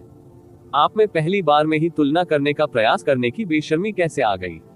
दानव सम्राट का कबीला 10,000 वर्षों तक शासन कर सकता था और स्वर्ग के नीचे सभी शांति थी। लेकिन आप, भले ही आपकी नापाक साजिश सफल हो गई हो, जिस दिन सारी सच्चाई सामने आ जाएगी, आप भी क्षेत्र के सभी लोगों की नफरत के तहत नष्ट हो जाएंगे और आप निश्चित रूप से जीवित नहीं रहेंगे। इसके अलावा आपके शाही पिता, आपके दादा, आपके कबीले के सभी पूर्वज, आपको क्या लगता है कि वे आपकी तथाकथित महत्वाकांक्षा के प्रति क्या दृष्टिकोण अपनाएंगे? क्या आपको लगता है कि वे संतुष्ट और गौरवान्वित महसूस करेंगे? नहीं, वे जो महसूस करेंगे वह केवल दर्द, उदासी, घृणा और क्रोध है। हाँ, गुस्सा कि वे तुम्हें व्यक्तिगत रूप से गला घोंटकर मार डालने के लिए स्वर्ग से नहीं उतर सकते, क्योंकि तूने उनकी सारी महिमा को लज्जा में बदल दिया है, जिससे तुम्हारा वंश सदैव के लिए इतिहास पर एक काला धब्बा बन जाएगा। मौन। ड्यूक मिंग, जो अपनी पूरी हार के बावजूद भी अपने चेहरे पर शांत भाव रखते थे, इस समय क्रोध और घृणा से भरी कर्कश चीख निकालने के अलावा कुछ नहीं कर सके। उसका चेहरा विकृत हो गया और पहले से शांत आंखों में तीव्र भावनाएं झलकने लगी। इस दुनिया में सबसे तेज ब्लेड वे शब्द थे जो दिल पर वार करते हैं। युन चे द्वारा बोला गया हर वाक्य, उसका बोला गया हर शब्द सबसे तेज सुइयों की तरह था जो उसके सबसे कमजोर बिंदुओं में घुस गया। इससे उनका मूल रूप से अड़ियल और दृढ़ आचरण, जिसने उन्हें हर चीज की उपेक्षा करने की इजाजत दी, पूरी तरह से छिद्रित हो गया।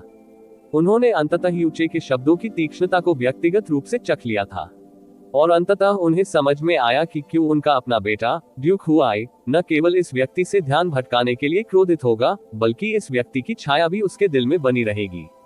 ओह, क्या आपकी शर्म ने आपको क्रोधित कर दिया है? ड्यूक मिंग ने अपने क्रोध में जो आभा प्रकट की वह अतुलनीय रूप से चौंकाने वाली थी, लेकिन यू चे उससे कैसे डर सकता था? उन्होंने एक खिलखिलाती मुस्कान दी और आगे कहा, विजेताओं को राजा और हारने वालों को डाकू। नहीं नहीं नहीं, यह ऐसी चीज है जिसे महत्वाकांक्षी और क्रूर लोगों से जोड़ा जा सकता है। यह आपके लिए बिल्कुल उपयुक्त नहीं है, क्योंकि वर्तमान में आप सबसे अच्छे व्यक्ति हैं जो सार्वभौमिक तिरस्कार और दुर्व्यवहार को सहने वाले हैं। एकमात्र आवारा कुत्ता। ड्यूक मिंग का शरीर कांपने लगा। ये ड्यूक मार डालेगा आप। देवताओं के विरुद्ध अध्याय 624 आतंक का शासन। आप ऑडियो बुक्स 108 देख रहे हैं।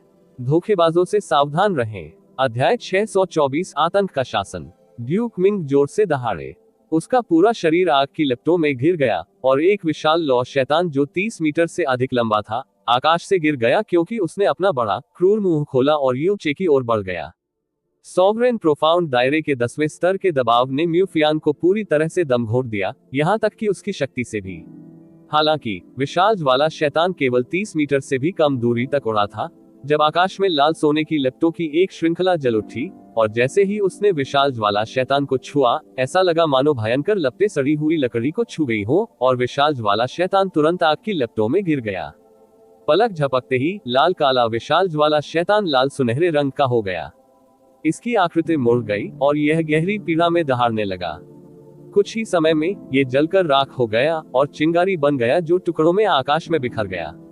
भले ही हर किसी ने पहले ही छोटी दानव महारानी की बेहद भयानक शक्तियों का बार बार अनुभव किया था, फिर भी इस तरह का दृश्य हर किसी के दिल और आत्मा को डर से कांप रहा था। ड्यूक मिंग की पुतलियां सिकुड़ गईं और उसकी छाती जोर जोर से फूल रही थी। उसने छोटी दानव महारानी की ओर देखा और जटिल स्वर में कहा, क्या ऐसा हो सकता है कि आपकी गहन ऊर्जा पहले ही दिव्य गहन क्षेत्र को प्राप्त कर चुकी है? 4 शब्द दिव्य गहन लोक प्राप्त इतने चौंकाने वाले थे कि हर कोई स्तब्ध था, लंबे समय तक इससे बाहर निकलने में असमर्थ था। दिव्य गहन क्षेत्र, दिव्यता का पौराणिक क्षेत्र। जिन लोगों ने इस दायरे में कदम रखा वे अब सामान्य नहीं रहेंगे, इसके बजाय वे मनुष्यों के बीच देवता बन जाएंगे। हालांकि इसके किंवदंती होने का कारण ये था कि यह पहले कभी प्रकट नहीं हुआ था, यहाँ तक कि आमतौर पर इसे किसी नश्वर प्राणी के लिए हासिल करना असंभव माना जाता था और यह केवल मनुष्यों के रिकॉर्ड और कल्पना के भीतर ही मौजूद था। लिटिल डेमन एम्प्रेस की बेहद हास्यास्पद ताकत। गोल्डन क्रो डिवाइन सोल की ओर से उपहार।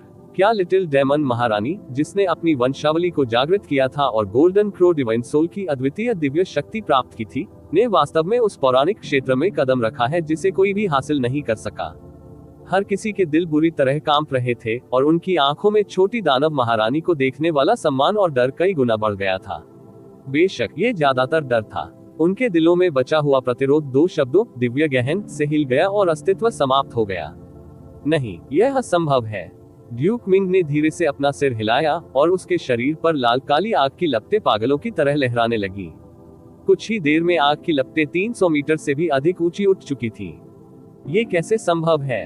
इस दुनिया में कोई इस ड्यूक से अधिक ताकतवर हो?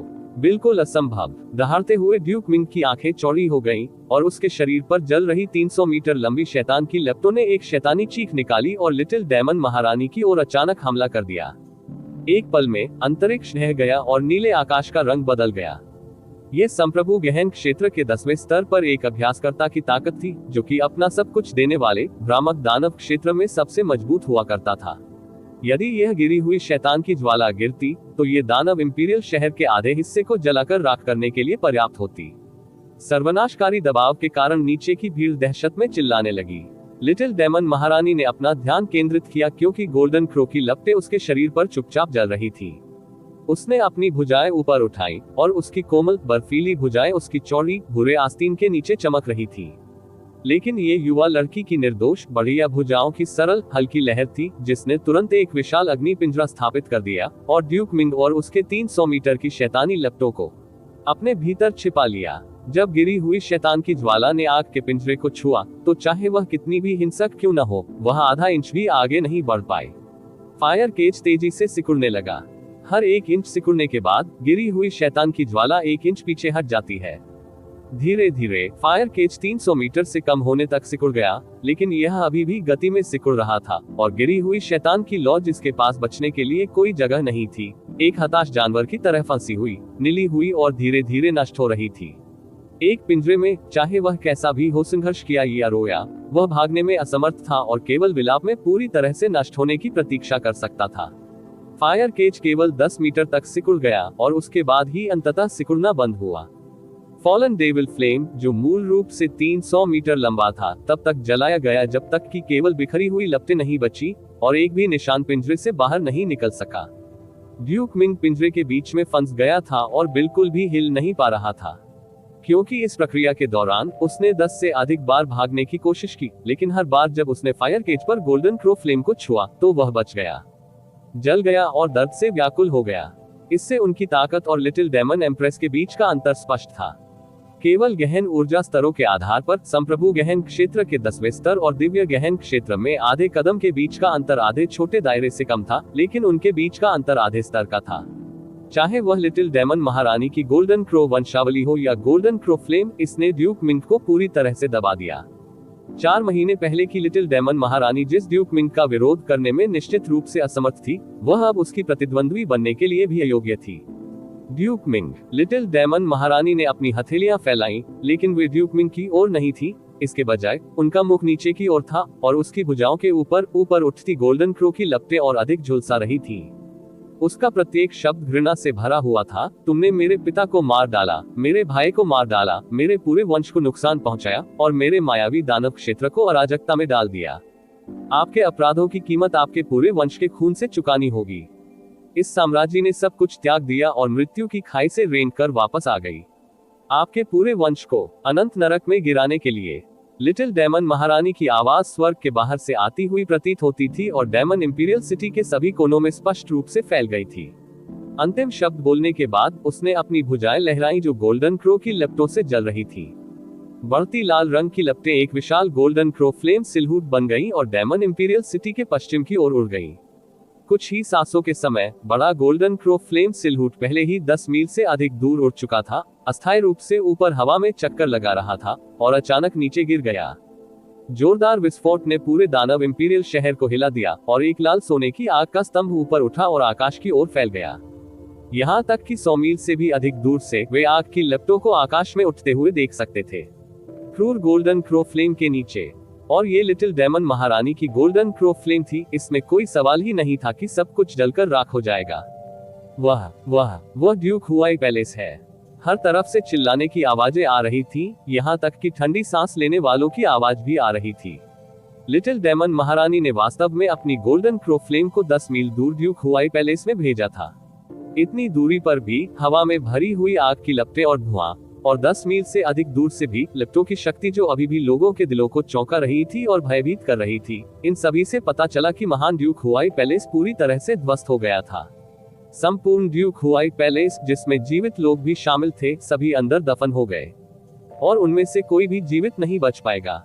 यू चे ने अपना मुंह खोला और आश्चर्य से खुद से कहा, दिव्य गहन क्षेत्र में आधा कदम वास्तव में इस हद तक बहुत मजबूत है। आपको लगता है? जैस्मीन ने तिरस्कार पूर्वक कहा, भले ही दिव्य गहन क्षेत्र स्तर के मामले में संप्रभु गहन क्षेत्र से केवल एक रैंक ऊपर है, इसके बीच की असमानता वास्तव में एक अविश्वसनीय रूप से बड़ा जल क्षेत्र है। इस दुनिया में ऐसे अनगिनत गहन अभ्यासकर्ता हैं जो सम्राट गहन क्षेत्र और तानाशाह गहन क्षेत्र में प्रवेश कर चुके हैं, लेकिन कोई भी कभी भी संप्रभु गहन क्षेत्र में प्रवेश नहीं कर पाया है, और वे दैवीय गहन क्षेत्र में आधा कदम भी नहीं रख सकते हैं। इस कारण से संप्रभु गहन क्षेत्र को नश्वर प्राणी की सीमा कहा जाता था, केवल इस तथ्य से कि कोई भी इस वास्तविकता को तोड़ नहीं सका है। आप कल्पना कर सकते हैं कि दिव्य गहन क्षेत्र और संप्रभु गहन क्षेत्र के बीच कितना बड़ा अंतर है।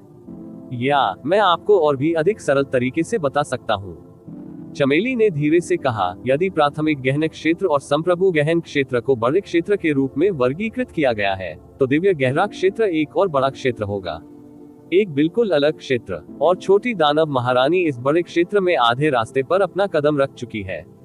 भले ही सतह पर ऐसा लगता है कि उसके और ड्यूक मिंग के बीच केवल थोड़ा सा अंतर है, जिन कानूनों को वह अब छू सकती है, यहाँ तक कि इस दुनिया की उसकी समझ भी मौलिक रूप से पहले से ही ड्यूक मिंग और अन्य सभी जीवित प्राणियों से अलग है। स्तर 3 वर्षों की दैवीय शक्ति के बदले में अपने शेष जीवन का उपयोग करना, यह इस दुनिया के जीवित प्राणियों के लिए विशेष रूप से अच्छा सौदा है। ये ऊंचे, अंतहीन जलती हुई लपटें और उग्र घना धुआं ड्यूक मिंग की पुतलियों में लहरा रहा था। दानव सम्राट के कबीले को खत्म करने के लिए उसने जानबूझकर 100 वर्षों तक साजिश रची, फिर भी छोटी दानव महारानी ने केवल आग की मशाल का इस्तेमाल किया और उसके कबीले की हजारों साल की नींव को नष्ट कर दिया। लेकिन ड्यूक हुआई पैलेस का दुष्स्वप्न अभी शुरू ही हुआ है। लिटिल डेमन महारानी ने अपनी भुजाएं लहराई और ड्यूक हुआई का शरीर आग की चिंगारियों में हवा में उड़ गया। वह अभी भी प्रोफाउंड हैंडल सोल सर्च के प्रभाव में था। उसकी आंखें धुंधली थी और चेहरा भाव शून्य था। वह अकेला व्यक्ति नहीं था जो हवा में उठा लिया गया था, वहां उनके बेटे ड्यूक हुई और ड्यूक हुई रैन भी थे। ड्यूक मिंग, तुमने मेरे पिता और मेरे भाई की मृत्यु का कारण बना, इसलिए यह महारानी तुम्हारे कबीले के लोगों का वध करेगी, तुम्हारी सभी संतानों को नष्ट कर देगी, उन्हें जला देगी और उन्हें दुनिया में सबसे दर्दनाक तरीके से मार डालेगी। उद्धरण चिन्ह, तुम्हारा वंश इसी का हकदार है। आप। ड्यूक मिंग का चेहरा पीला पड़ गया था और उसका शरीर भी थोड़ा कांप रहा था। उसके ऊपर ढका आग का पिंजरा कुछ ऐसा था जो इस दुनिया से संबंधित नहीं था। वह अपने किसी भी तरीके का उपयोग करके भागने में सक्षम नहीं था और केवल अपने बेटे और पोते पोतियों को हवा में उछलते हुए देख सकता था। छोटी दानव महारानी, मुझे छोड़ दो, मैं कुछ नहीं जानता, मैं सचमुच कुछ भी नहीं जानता। हुई ये ने सख्त तौर पर भीख मांगी, लेकिन उसकी भीख से कभी भी लिटिल डेमन महारानी की दया नहीं जगी। उसने हवा से आग की लपटें जलाई और उन तीनों को ढक दिया। उसके गिड़गिड़ाने की आवाज तुरंत ही भयानक चीखने चिल्लाने में बदल गई। लिटिल डेमन एम्प्रेस की गोल्डन क्रो फ्लेम द्वारा जलाए जाने के कारण उनका जलकर राख हो जाना तय था और कोई भी संभवतः उन्हें बचा नहीं सकता था। लेकिन छोटी दानव महारानी उन्हें इतनी आसानी से मरने कैसे देगी? उनके शरीर पर गोल्डन क्रो ने उनके अंगों का पीछा किया और धीरे धीरे जलते हुए उनके शरीर और रक्त को थोड़ा थोड़ा करके निगल लिया, उन्हें आग की लपटों से यातना दी जो नरक से ही लग रही थी। वाह, छोटी राक्षसी महारानी, मुझे छोड़ दो, दादाजी, मुझे बचा लो, मुझे बचा लो।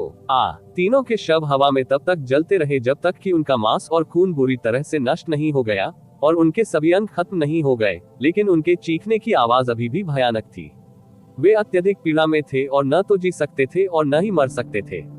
नीचे सभी लोग पीले चेहरों के साथ कांप रहे थे क्योंकि उनके दांत किटकिटा रहे थे। बस इस तरह के दृश्य को देखकर, इस तरह की आवाजों को सुनकर वे इतने भयभीत हो गए कि वे सीधे खड़े भी नहीं हो पा रहे थे। चुप रहो, उससे दया की भीख मत मांगो। ड्यूक मिंग ने कठोर दहाड़ लगाई। अपने इकलौते बेटे और पोते पोतियों को इस तरह खत्म होता देख उसकी आंखें खून से लथपथ हो गईं और उसका चेहरा किसी क्रूर भूत की तरह पीला पड़ गया। उसने अपनी हथेली आगे बढ़ाई और कांपते हुए छोटी दानव महारानी की ओर इशारा करते हुए घोषणा की, छोटी दानव महारानी, ये खत्म नहीं हुआ है। यह मत सोचो कि यह ड्यूक पूरी तरह से खो गया है। तुम्हारे पास जो ताकत है वह है सामान्य रूप से नहीं। छोटे से 4 महीनों में और आपकी गहन ऊर्जा इतनी तीव्रता से बढ़ जाए कि इसके दुष्प्रभाव न हो, यह असंभव है। शायद आपकी कीमत मृत्यु है। इससे पहले मर जाओ ये ड्यूक। लिटिल डेमन महारानी ने अपनी भौहें सिकोड़ ली और ठंडे स्वर में कहा, आप मरने वाले हैं और फिर भी इस तरह की बकवास करने की हिम्मत कर रहे हैं। ये साम्राज्य अब तुम्हें गंभीर मौत देगी। आप अकेले इस ड्यूक को मारने के लिए पर्याप्त नहीं है। ड्यूक मिंग ने पागलपन में अपने दांत पीस लिए। उसके मुंह के कोने से तेजी से एक गहरी खून की धारा गिरी। छोटी दानव महारानी, आप बस प्रतीक्षा करें। ये ड्यूक एक दिन बदला लेगा, ऐसा बदला जिसका बदला 10,000 गुना होगा। पफ। ड्यूक मिंग ने खून की धुंध की एक बड़ी चादर उगल दी और खून की धुंध का रंग एक भयानक दृश्य था, गहरे लाल रंग का। लाल काली खून की धुंध के आवरण के नीचे ड्यूक मिंग का शरीर धीरे धीरे फीका पड़ गया और फिर पूरी तरह से गायब हो गया। खून से बच, जैस्मीन जोर से चिल्लाई और नर्म उपहास के साथ बोली, भले ही वह बच गया, उसने अपनी जीवन शक्ति और रक्त की एक बड़ी मात्रा खो दी। लेकिन मायावी दानव क्षेत्र के लिए ये निश्चित रूप से बड़ी परेशानी होगी। अग्नि पिंजरा हटा दिया गया। लिटिल डेमन एम्प्रेस एक फ्लैश बन गई और वहां दिखाई दी जहां ड्यूक मिंग पहले थे। उसने बिखरी हुई लाल काली खून की धुंध को देखा। उसकी आंखें अंतहीन ठंडक से भरी हुई थी और उसकी छाती फूल रही थी। ये रक्त से बचाव था जिसे सक्रिय करने की लागत के रूप में रक्त और जीवन शक्ति का उपयोग किया गया था। अब छोटी दानव महारानी की ताकत के बावजूद भी वह उस दिशा का पता नहीं लगा सकी जिसमें वह भागा था। उसके पीछे हुई ये और हुई रैन की चीखें बंद हो गई थी। पिता पुत्रों के तीनों शव पूरी तरह जलकर राख हो गए थे और हवा में तैर रहे थे। ड्यूक हुआई, जो आज ही के दिन पहले सम्राट के कपड़े पहनकर प्रतिष्ठित दिखते थे और नए सम्राट के रूप में चुने गए थे, अपने 2 बेटों के साथ जो असाधारण रूप से गौरवान्वित थे, उस दिन उनका दुखद अंत हुआ जो उनके लिए सबसे दुखद दिन माना जाता था। गर्व का दिन। छोटी दानव महारानी धीरे से घूमी और उसकी नजर नीचे की ओर गई। क्षतिग्रस्त दानव सम्राट हॉल में वे पापी जिन्होंने ड्यूक हुआई पैलेस के सामने आत्मसमर्पण कर दिया था, अभी भी जमीन पर घुटने टेके हुए थे और किसी ने भी खड़े होने की हिम्मत नहीं की। छोटी दानव महारानी की निगाहों के नीचे उनके शरीर कांप रहे थे और सिर से पैर तक हर रोम कांप रहा था। ये साम्राज्य तुम्हें तुम्हारे अपराधों की भरपाई करने का मौका देगी। लिटिल डेमन महारानी की आवाज रीपर के फैसले की तरह थी। उनके कानों में ठंडी आवाज सुनाई दी, मैं तुम्हें 10 दिन का समय दूंगी। इन 10 दिनों के भीतर यह महारानी चाहती है कि आप सभी ड्यूक हुआई पैलेस के पूरे कबीले का सफाया कर दें। पिता, माता, पत्नी, उनके पूरे परिवार को खत्म कर दें। यहाँ तक कि महिलाओं और बच्चों को भी बाहर नहीं रखा जा सकता। और उनकी लोथों को लाकर दानव शाही नगर के फाटक के सामने ढेर लगा देना और उन सबों को जला देना, एक बाल भी बांका नहीं रह सकता। 10 दिनों के बाद अगर ड्यूक हुआई के कबीले में कोई बचा है तो यह महारानी आप में से 100 लोगों की निंदा करेगी और उन्हें मार डालेगी। यदि 10 लोग बचे रहेंगे तो ये साम्राज्य तुम में से हजारों लोगों को मार डालेगी। लिटिल डेमन महारानी की क्रूर कमान ने डेमन इंपीरियल सिटी के इतिहास में आतंक का सबसे भयानक शासन स्थापित किया। लिटिल डेमन महारानी की अंतहीन नफरत के साथ खून का बपतिस्मा, जिसके केंद्र में ड्यूक हुआई पैलेस था, इल्यूस्ट्री डेमन क्षेत्र के पवित्र इंपीरियल सिटी पर गिर गया था। देवताओं के विरुद्ध अध्याय 625 जीवन और मृत्यु की आदिकालीन मोहर। आप ऑडियो बुक्स 108 देख रहे हैं। धोखेबाजों से सावधान रहें। अध्याय 625 जीवन और मृत्यु की मौलिक मोहर। नए सम्राट के स्वर्गारोहण समारोह, जिसने सभी का ध्यान खींचा, इस तरह से समाप्त हुआ जिसकी किसी ने कल्पना भी नहीं की होगी, और इसकी जगह विद्रोहियों और ड्यूक हुआई पैलेस के ताजा खून से बपतिस्मा लिया गया। पूरे ड्यूक हुआई पैलेस को नष्ट करने के क्रूर आदेश के कारण मूल रूप से ड्यूक हुआई पैलेस के सामने आत्मसमर्पण करने वाले सभी लोगों ने पागलपन से ड्यूक हुआई पैलेस के लोगों की ओर अपने कसाई चाकू उठाए। जो लोग ड्यूक हुआई पैलेस के तलवे चाटने की दिल से इच्छा रखते थे, वे अब खुद को इससे पूरी तरह अलग करने के लिए इंतजार नहीं कर सकते थे। उनमें से प्रत्येक प्रथम होने का प्रयास कर रहे थे, अंतिम होने के डर से, और दूसरों की तुलना में कम लोगों को मार रहे थे। विशेष रूप से 7 महान अभिभावक परिवार और कई ड्यूक पैलेस, वे अपने दिल में स्पष्ट रूप से जानते थे कि यदि वे खुद को बचाना चाहते हैं और रक्षा करना चाहते हैं उनके परिवारों को, छोटी दानव महारानी के प्रति अपनी वफादारी दिखाने के लिए जो कुछ भी वे कर सकते थे, करने की जरूरत थी, भले ही उन्हें अपनी गरिमा छोड़ने, अपनी पूंछ हिलाने और इसके लिए भीख मांगने की जरूरत हो। क्योंकि लिटिल डेमन महारानी के पास अब पूरी तरह से उनके 10,000 साल पुराने परिवार को रातों रात नष्ट करने की शक्ति थी, और वह कुछ शब्दों का उपयोग कर सकती थी ताकि उनके सभी कुलों को इतिहास में बदनामी के पर्याय के रूप में याद किया जा सके। ड्यूक हुआई पैलेस आखिरकार ड्यूक हुआई पैलेस था। उनके भीतर कई मजबूत अभ्यासकर्ता थे, लेकिन इन सभी अद्वितीय मजबूत अभ्यासकर्ताओं की संयुक्त सेना के खिलाफ टिकना उनके लिए असंभव था, और अंततः वे उनके द्वारा घेर लिए गए।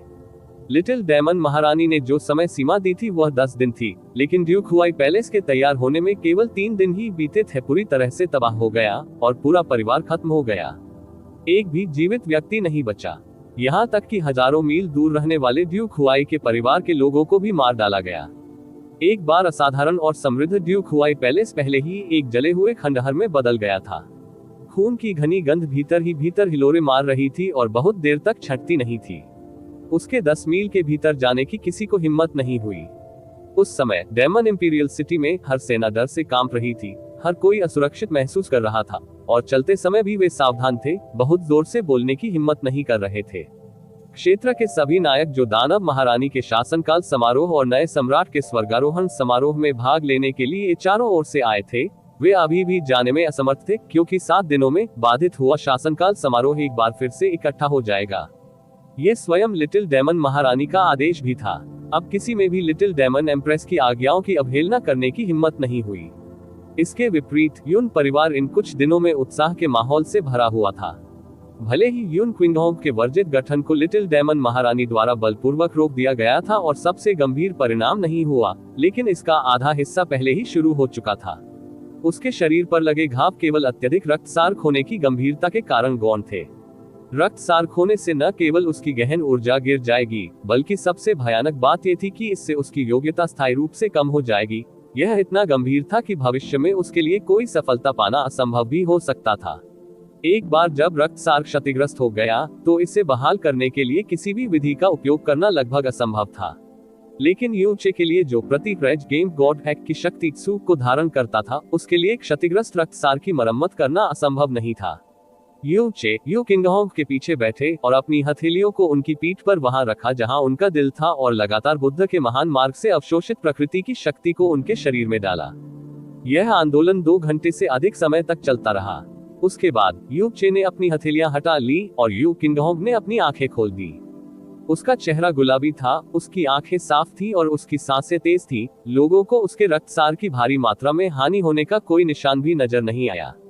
ओह, यून चे ने थोड़ी सी सांस ली और राहत से कहा, पिताजी की जीवन शक्ति पहले से ही विशेष रूप से जोरदार थी। इसे बहाल करना जितना मैंने सोचा था उससे कहीं ज्यादा आसान था।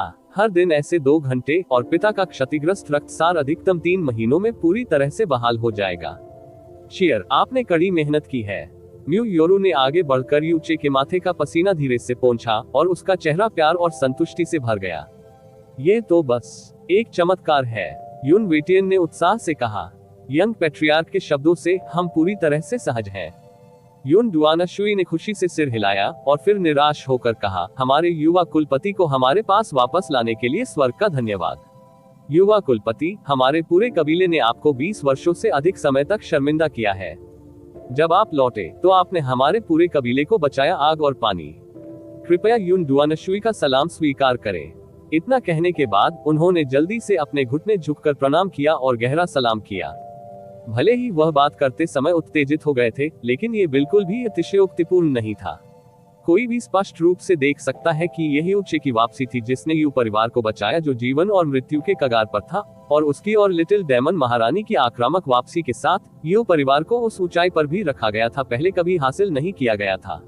यून वेटियन भी जल्दबाजी में उसके सामने झुक गया।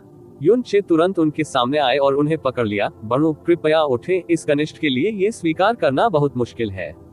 संवितरण के संदर्भ में आप ही हैं जिन्होंने वास्तव में कड़ी मेहनत की है और एक मूल्यवान सेवा की है। ये कनिष्ठ आपके घुटने टेकने को स्वीकार करने के लिए कैसे योग्य हो सकता है? इसी समय बाहर से तेज कदमों की आवाज आए। उसके बाद जियो यून की चिंतित चिल्लाने की आवाज आए, पिताजी, माँ, मैं वापस आ गया हूँ। दरवाजा धक्का देकर खोला गया और जियो यून वहां खड़ा था और उसका चेहरा लाल हो गया था। पिताजी, माँ। बड़े भाई, वो यूनचे के सामने दौड़ा, इतना उत्साहित था कि उसकी आंखें आंसुओं से भर गईं और उसे नहीं पता था कि क्या करना है। बड़े भाई, आपको फिर से देखने में सक्षम होने के लिए। ये वास्तव में है। ये सचमुच बहुत बढ़िया है। बात करते समय जियो यून का सिसकियों से लगभग दम घुट गया था। 13 बुजुर्ग धीरे धीरे बाहर से करीब आए और खुशी से कहा। जब यंग मास्टर को पता चला कि यंग पैट्रियार्क वापस आ गया है, तो वह इतना उत्साहित हुआ कि वह लगभग रो पड़ा। लिटिल डेमन महारानी सुरक्षित और स्वस्थ थी और हमारा यून परिवार था सुरक्षित भी। स्वर्ग ने वास्तव में हमारे यून परिवार को निराश नहीं किया। 3 दिन पहले जब यून क्विंगहोंग ने ड्यूक हुआई के साथ जीवन और मृत्यु का संघर्ष करने की ठानी, तो उसने जियो यून को बाहर खदेड़ दिया और 13 बुजुर्गों को उसे हजारों मील दूर कहीं ले जाने को कहा। आखिरकार उसने पहले ही अपनी मृत्यु का फैसला कर लिया था और उसका पूरा कबीला संभवतः उसका अनुसरण करेगा, लेकिन वह निश्चित रूप से जियो यंग के वंशज को शामिल नहीं कर सका। और अब जब सब कुछ उस दिशा की ओर बढ़ रहा था जिसकी शुरुआत में कल्पना नहीं की जा सकती थी, जियो यू और 13 बुजुर्ग स्वाभाविक रूप से वापस आ गए। जियो, पिता ने निराश किया है। यून क्विंगहोंग ने मुस्कुराते हुए कहा, मैंने आपकी सहमति के बिना आपको जबरदस्ती 10,000 मील दूर भेज दिया। नहीं नहीं नहीं, जियो यून ने घबराहट में अपना हाथ लहराया। मुझे पता है कि पिता और माँ ने मेरी रक्षा के लिए ऐसा किया था। आपने मुझे निराश क्यों किया होगा? मूल रूप से मैं विशेष रूप से डर गया था। मैं वापस आना चाहता था और पिता और माँ के साथ इसका सामना करना चाहता था, लेकिन वापस आने से डर रहा था। डर था कि मेरे लौटने से पिताजी और माँ की मेहनत बर्बाद हो जाएगी। अब मैं देख रहा हूँ कि पिताजी और माँ ठीक है और बड़ा भाई भी सुरक्षित है। हमारा परिवार समग्र रूप से फिर से एकजुट हो गया है। ये बहुत अच्छा है। बहुत बढ़िया। जियोए अपने दोनों बेटों को देखते हुए म्यू योरू की आंखें धुंधली हो गईं और एक बार फिर उसे लगा कि वह अपने जीवन में और कुछ नहीं मान सकती। यू चे ने मुस्कुराते हुए कहा, अगर हमारे परिवार में 7वीं बहन होती तो यह और भी बेहतर होता। हा हा हा हा। घर में सभी लोग जोर जोर से हंसने लगे। जियो यून का चेहरा लाल हो गया। उसने अपना सिर नीचे कर लिया और शर्मिंदगी से हंसने लगा। यून चे ने अपने स्काई पॉइजन पल से ओवरलॉर्ड पैलेट निकाला और कहा, सबसे पहले मैंने तुमसे कहा था कि मैं ओवरलॉर्ड पैलेट को 2 भागों में विभाजित करूंगा और आपको इसके आधे आधे 2 टुकड़े दूंगा। मुझे उम्मीद नहीं थी कि वक्त इतना लंबा गुजर जाएगा। पिता की तबीयत स्थिर होने तक इंतजार करें। मैं ओवरलॉर्ड पैलेट के मुद्दे का ध्यान रखूंगा और फिर आप इस ओवरलॉर्ड पैलेट को 7वीं बहन के पास ले जाएंगे। मैं आपको गारंटी देता हूं कि आपके भावी ससुर बाहर आकर व्यक्तिगत रूप से आपका स्वागत करेंगे। हे, जियो यून शर्माते हुए हंसी। यून क्विंगहोंग का शरीर बुरी तरह घायल हो गया था। उसका रक्तसार गंभीर रूप से क्षतिग्रस्त हो गया था और उसे आराम करने के लिए बड़ी मात्रा में समय की आवश्यकता थी। यून चे अपने निवास पर वापस चला गया। उसे वह सब कुछ याद आया जो इल्यूस्ट्री दानव क्षेत्र में आने के बाद उसके साथ हुआ था और दुख की भावना महसूस करने में मदद नहीं कर सका। उनके आगमन ने वास्तव में इल्यूस्ट्री डेमन दायरे की नियति को पूरी तरह से बदल दिया। यदि वह प्रकट नहीं होता तो यू परिवार पूरी तरह से ध्वस्त हो जाता। दानव सम्राट का कबीला हमेशा के लिए गायब हो जाता और इल्यूस्ट्री डेमन क्षेत्र पर ड्यूक हुआई पैलेस का प्रभुत्व हो जाता। यहाँ तक कि ड्यूक मिंग की दुर्भावनापूर्ण योजना भी कभी दुनिया के सामने नहीं आई होगी। आज तक सब कुछ तय माना जा रहा है। बाहर से आने वाली हल्की खूनी गंध इस बात का सबूत थी कि ड्यूक हुआई पैलेस पूरी तरह से नष्ट हो गया था। एकमात्र परेशान करने वाला कारक ड्यूक मिंग बचा था, जो खून से लथपथ बच गया। और लिटिल डेमन महारानी के जीवन के शेष 3 वर्ष। आप प्रोफाउंड स्काई कॉन्टिनेंट में कब लौटने की तैयारी कर रहे हैं? चमेली ने अचानक पूछा। उद्धरण चिन्ह ... अगर पिताजी को ठीक करना है तो मुझे अभी भी 3 महीने चाहिए। कम से कम इन 3 महीनों में मैं अभी भी वापस नहीं लौट सकता। यून चे ने थोड़ा अनुपस्थित मन से कहा, और अभी भी कुछ महत्वपूर्ण है जो मुझे इस भ्रामक दानव क्षेत्र में करना होगा। खास बात, जैस्मीन शायद ही कभी यह समझ पाने में सक्षम नहीं थी कि यू चे क्या सोच रहा था। यू चे कुछ देर तक चुप रहा, फिर उसने धीमी आवाज में कहा, छोटी दानव महारानी के जीवन के वास्तव में केवल 3 साल बचे हैं। क्या कोई और रास्ता नहीं है? क्या मैं उसका मरना बर्दाश्त नहीं कर सकता? जैस्मीन की आवाज सबसे स्पष्ट तिरस्कार से भरी थी। कम से कम मूल रूप से अराजक स्थिति को इतनी तेजी से निपटाने में सक्षम था। इसका मुख्य कारण लिटिल डेमन महारानी की पूर्ण शक्ति थी, लेकिन 3 साल वास्तव में बहुत कम है। एक बार जब वह 3 साल बाद गिर जाएगी, ये बहुत संभव है कि मायावी दानव क्षेत्र फिर से अराजकता में आ जाएगा। यू चे ने धीरे से कहा, इसके अलावा वह किसी भी मामले में मेरी महिला है। ऐसा लगता है कि अंतिम वाक्य ही मुख्य बिंदु है। जैस्मीन ने तिरस्कार पूर्वक कहा, आपको जिसकी सबसे अधिक परवाह है वह हमेशा एक महिला है। उद्धरण चिन्ह ... आपकी प्रशंसा के लिए धन्यवाद, यू चे ने शक्तिहीन होकर कहा। उसका दिमाग golden crow lightning flame valley के दृश्य पर वापस चला गया। लिटिल डेमन महारानी ने ड्यूक मिंग के हमले को तब रोक दिया जब वह खुद गंभीर रूप से घायल हो गई थी। जब उसने उसे पकड़कर जमीन पर गिरा दिया तो उसका पीला चेहरा और भावशून्य आंखें। और जब गोल्डन क्रो स्पिरिट ने उससे बताया कि उसके जीवन के केवल 3 साल शेष हैं, तो उसने बिल्कुल भी संकोच नहीं किया। और उसने ड्यूक के साथ कैसा व्यवहार किया, क्रूर अथकता के साथ लौटने के बाद हुआई पैलेस। उसके दिल में एक टीस थी जिसे वह नियंत्रित नहीं कर सका। अभी लोगों ने जो देखा वह केवल उसकी अलंघनीय गरिमा और अदम्य शक्ति थी, लेकिन कोई नहीं जानता था कि उसे इस समय क्या सहन करना पड़ा, त्याग करना पड़ा, और वह सब कुछ जो उसे चुकाना पड़ा। अपने निकटतम परिवार के बिना उसे सब कुछ सहना पड़ा, वह अपने आप घटित हुआ। अब वह अकेली ही थी जो दानव सम्राट के कबीले का बदला ले रही थी, दानव इंपीरियल सिटी में सुधार कर रही थी, और पूरे ड्यूक हुआई पैलेस के खून का कर्ज उठा रही थी। आखिर वह एक औरत ही थी। यदि यह कोई अन्य महिला होती, भले ही उसमें 1000 गुना अधिक इच्छा शक्ति होती, तो वह पहले ही ढह गई होती। लिटिल डेमन एम्प्रेस की उपाधि के बिना उसके लिए यह एक आम महिला की तुलना में और भी अधिक कठिन और मनहूस था। लिटिल डेमन एम्प्रेस की गहन ऊर्जा अब अपने जीवन को बनाए रखने के लिए जलने और ओवरड्राफ्ट करने पर निर्भर है। अधिक से अधिक वह अगले 3 वर्षों तक जीवित रह सकती है। दिव्य जानवर गोल्डन क्रो की आत्मा ने यही कहा था। यहाँ तक कि एक दिव्य जानवर की आत्मा ने भी ऐसा कहा था। इस दुनिया में आपको क्या लगता है कि किस तरह के लोगों में इससे उलटने की ताकत होगी? आपके ज्ञान के साथ ये वास्तव में पूरी तरह से असंभव है। यू चे ने हार न मानते हुए पूछा। मुझे पता था कि आप ये पूछेंगे। जैस्मीन ने थोड़ा उपहास करते हुए कहा, यदि आप जानने के लिए दृढ़ हैं, तो मैं वास्तव में 2 तरीके जानती हूँ। लेकिन अगर मैं आपको बताऊंगी तो आप और भी अधिक निराश होंगे। क्या तरीका है? युन चे की आत्मा उठी और बोली, जल्दी करो और कहो। अगर वास्तव में कोई रास्ता है, चाहे कुछ भी हो, ये पूरी तरह से आशाहीन होने से बेहतर है। फिर ध्यान से सुनो। जैस्मीन ने धीरे से उपहास किया। पहला तरीका यह है कि आप बुद्ध के अपने महान मार्ग को 10वें चरण से ऊपर ले जाएं। तब तक न केवल आपके पास एक सच्चे ईश्वर के समान शरीर होगा, बल्कि आप ब्रह्मांड में अंतरिक्ष से सबसे आदिम शुद्ध मौलिक सार को अवशोषित कर सकते हैं। यदि आप उसे हर दिन पर्याप्त मौलिक सार देते हैं, तो समय के साथ उसके शरीर में गुणात्मक परिवर्तन आएगा और वह संभवतः अगले 100 वर्षों तक जीवित रह सकती है। लेकिन इस बारे में भूल जाए कि आपके पास एक मानव का शरीर है जो बुद्ध के महान मार्ग के केवल 6ठे चरण तक ही पहुंच सकता है, भले ही आप वास्तव में 10वें चरण को प्राप्त कर सके। उसके पास केवल 3 साल का जीवन शेष है। यह पहले से ही एक चमत्कार था कि आपने चरण 1 से चरण 4 तक पहुंचने में केवल 5 साल का समय लिया। यह अज्ञात है कि क्या आप केवल 3 वर्षों के समय का उपयोग करके चरण 5 तक पहुंच सकते हैं। चरण 10 एक कल्पना है। भले ही क्रोधी भगवान जीवित हो, 3 वर्षों में चरण 4 से चरण 10 तक बुद्ध के महान मार्ग को तोड़ना असंभव है। उद्धरण चिन्ह ... फिर दूसरा रास्ता क्या है? युन चे ने अपने दांत हल्के से पीस लिए। हालांकि वह जानता था कि जैस्मिन ने जो तरीका उसे बताया था उसे हासिल करना बेहद कठिन था, लेकिन उसकी परेड पर यह बारिश बहुत ज्यादा थी। जैस्मीन ने पहले भी कहा था कि उसके भाई ने अपनी सारी महत्वपूर्ण ऊर्जा का उपयोग बुद्ध के महान मार्ग के 6ठे चरण की खेती के लिए किया था। उसके लिए 3 साल के भीतर 10वें चरण तक पहुंचना, ये कुछ ऐसा था जो असंभव था, चाहे कुछ भी हो। दूसरा तरीका, जैस्मीन की आवाज थोड़ी काम गई और धीरे से बोली, 7 महान स्वर्गीय गहन खजाने की रैंक 3 को ढूंढना है। जीवन और मृत्यु की आदिम मुहर, जिसमें अनंत काल की शक्ति है। क्रोधित नागरिक, तुम्हारे बारे में इतना मजेदार क्या है? एक पैसे देकर जीतने वाला खिलाड़ी, हम हारे हुए लोगों को धमकाना जिनके पास आटा नहीं है। यू चे, आप सभी गलत हैं। मैं कोई साधारण भुगतान करके जीतने वाला खिलाड़ी नहीं हूँ। क्रोधित नागरिक, बकवास करना बंद करो। आप सिर्फ पैसे देकर जीतने वाले खिलाड़ी हैं। युन चे, नहीं, असल में मैं सिर्फ गेम हैक के साथ पैसे देकर जीतने वाला खिलाड़ी हूँ।